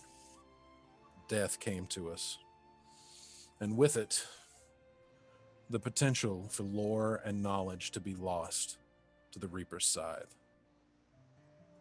No longer was its simple memory sufficient for its preservation. The people of Zekarist found need, for the first time, of custodians to preserve our history, our identity, our story. We, the bards, answered that call. The charge was monumental and multifaceted. To answer it, the bardic colleges were founded, each to meet the challenge in a different way. At this point, a tall, lithe, half-elf woman with flowing golden hair draped in elegant robes of powder blue stands. Cruthaic, the College of Creation, to preserve and harness the inception of our story, and to remember that there are new beginnings happening around us every day and in every moment. Dylan moves back to his chair and turns toward the crowd. Veldtalon, the College of Eloquence, to understand that our story deserves the greatest respect, and the words that we choose to use to preserve it matter. A pink-skinned tiefling with purple hair stands.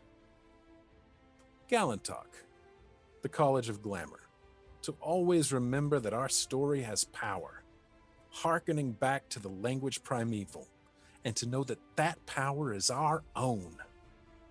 A red-scaled dragonborn, dressed in high Cortanian fashion with a feather in his cap, stands.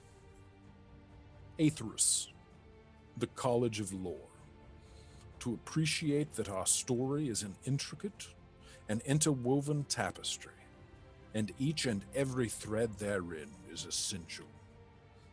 A human woman with a long red braid stands to address the crowd.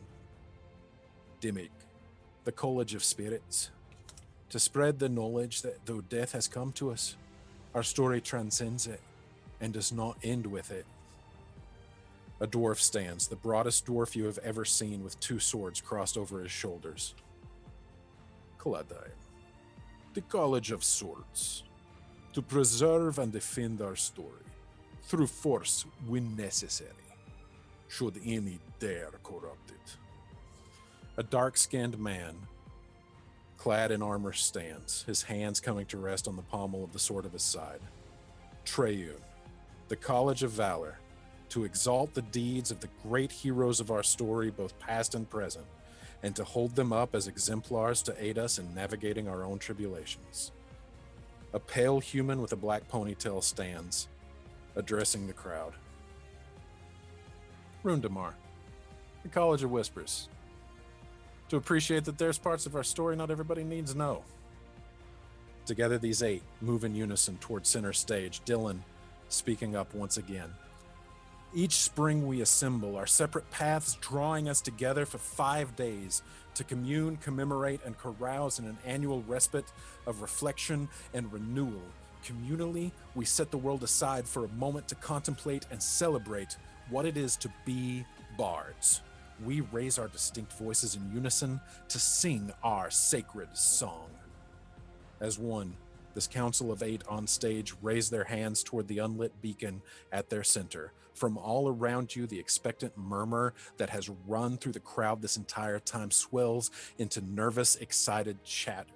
With one syllable spoken in tandem, the torch in the middle of the stage bursts into flame.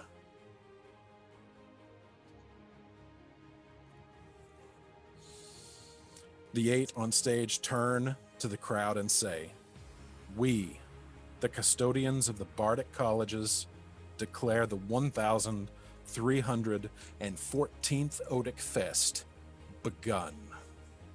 The roar of the crowd reaches a crescendo, drowning out the possibility of communication. Overhead, sparkling orbs burst into existence as dozens of dancing light cantrips fill the air, swaying and pulsing with the rhythm that now begins to resonate throughout the square.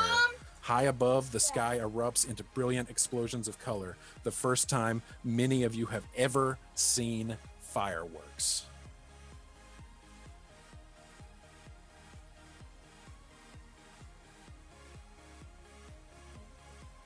Oop, that didn't work.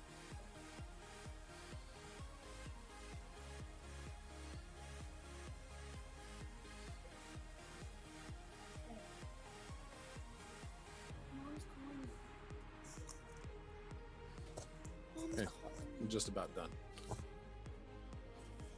Mom's calling. Welcome to Odic Fest. We will pick up there next session. He's literally just finished. Literally or physically? Literally. Both.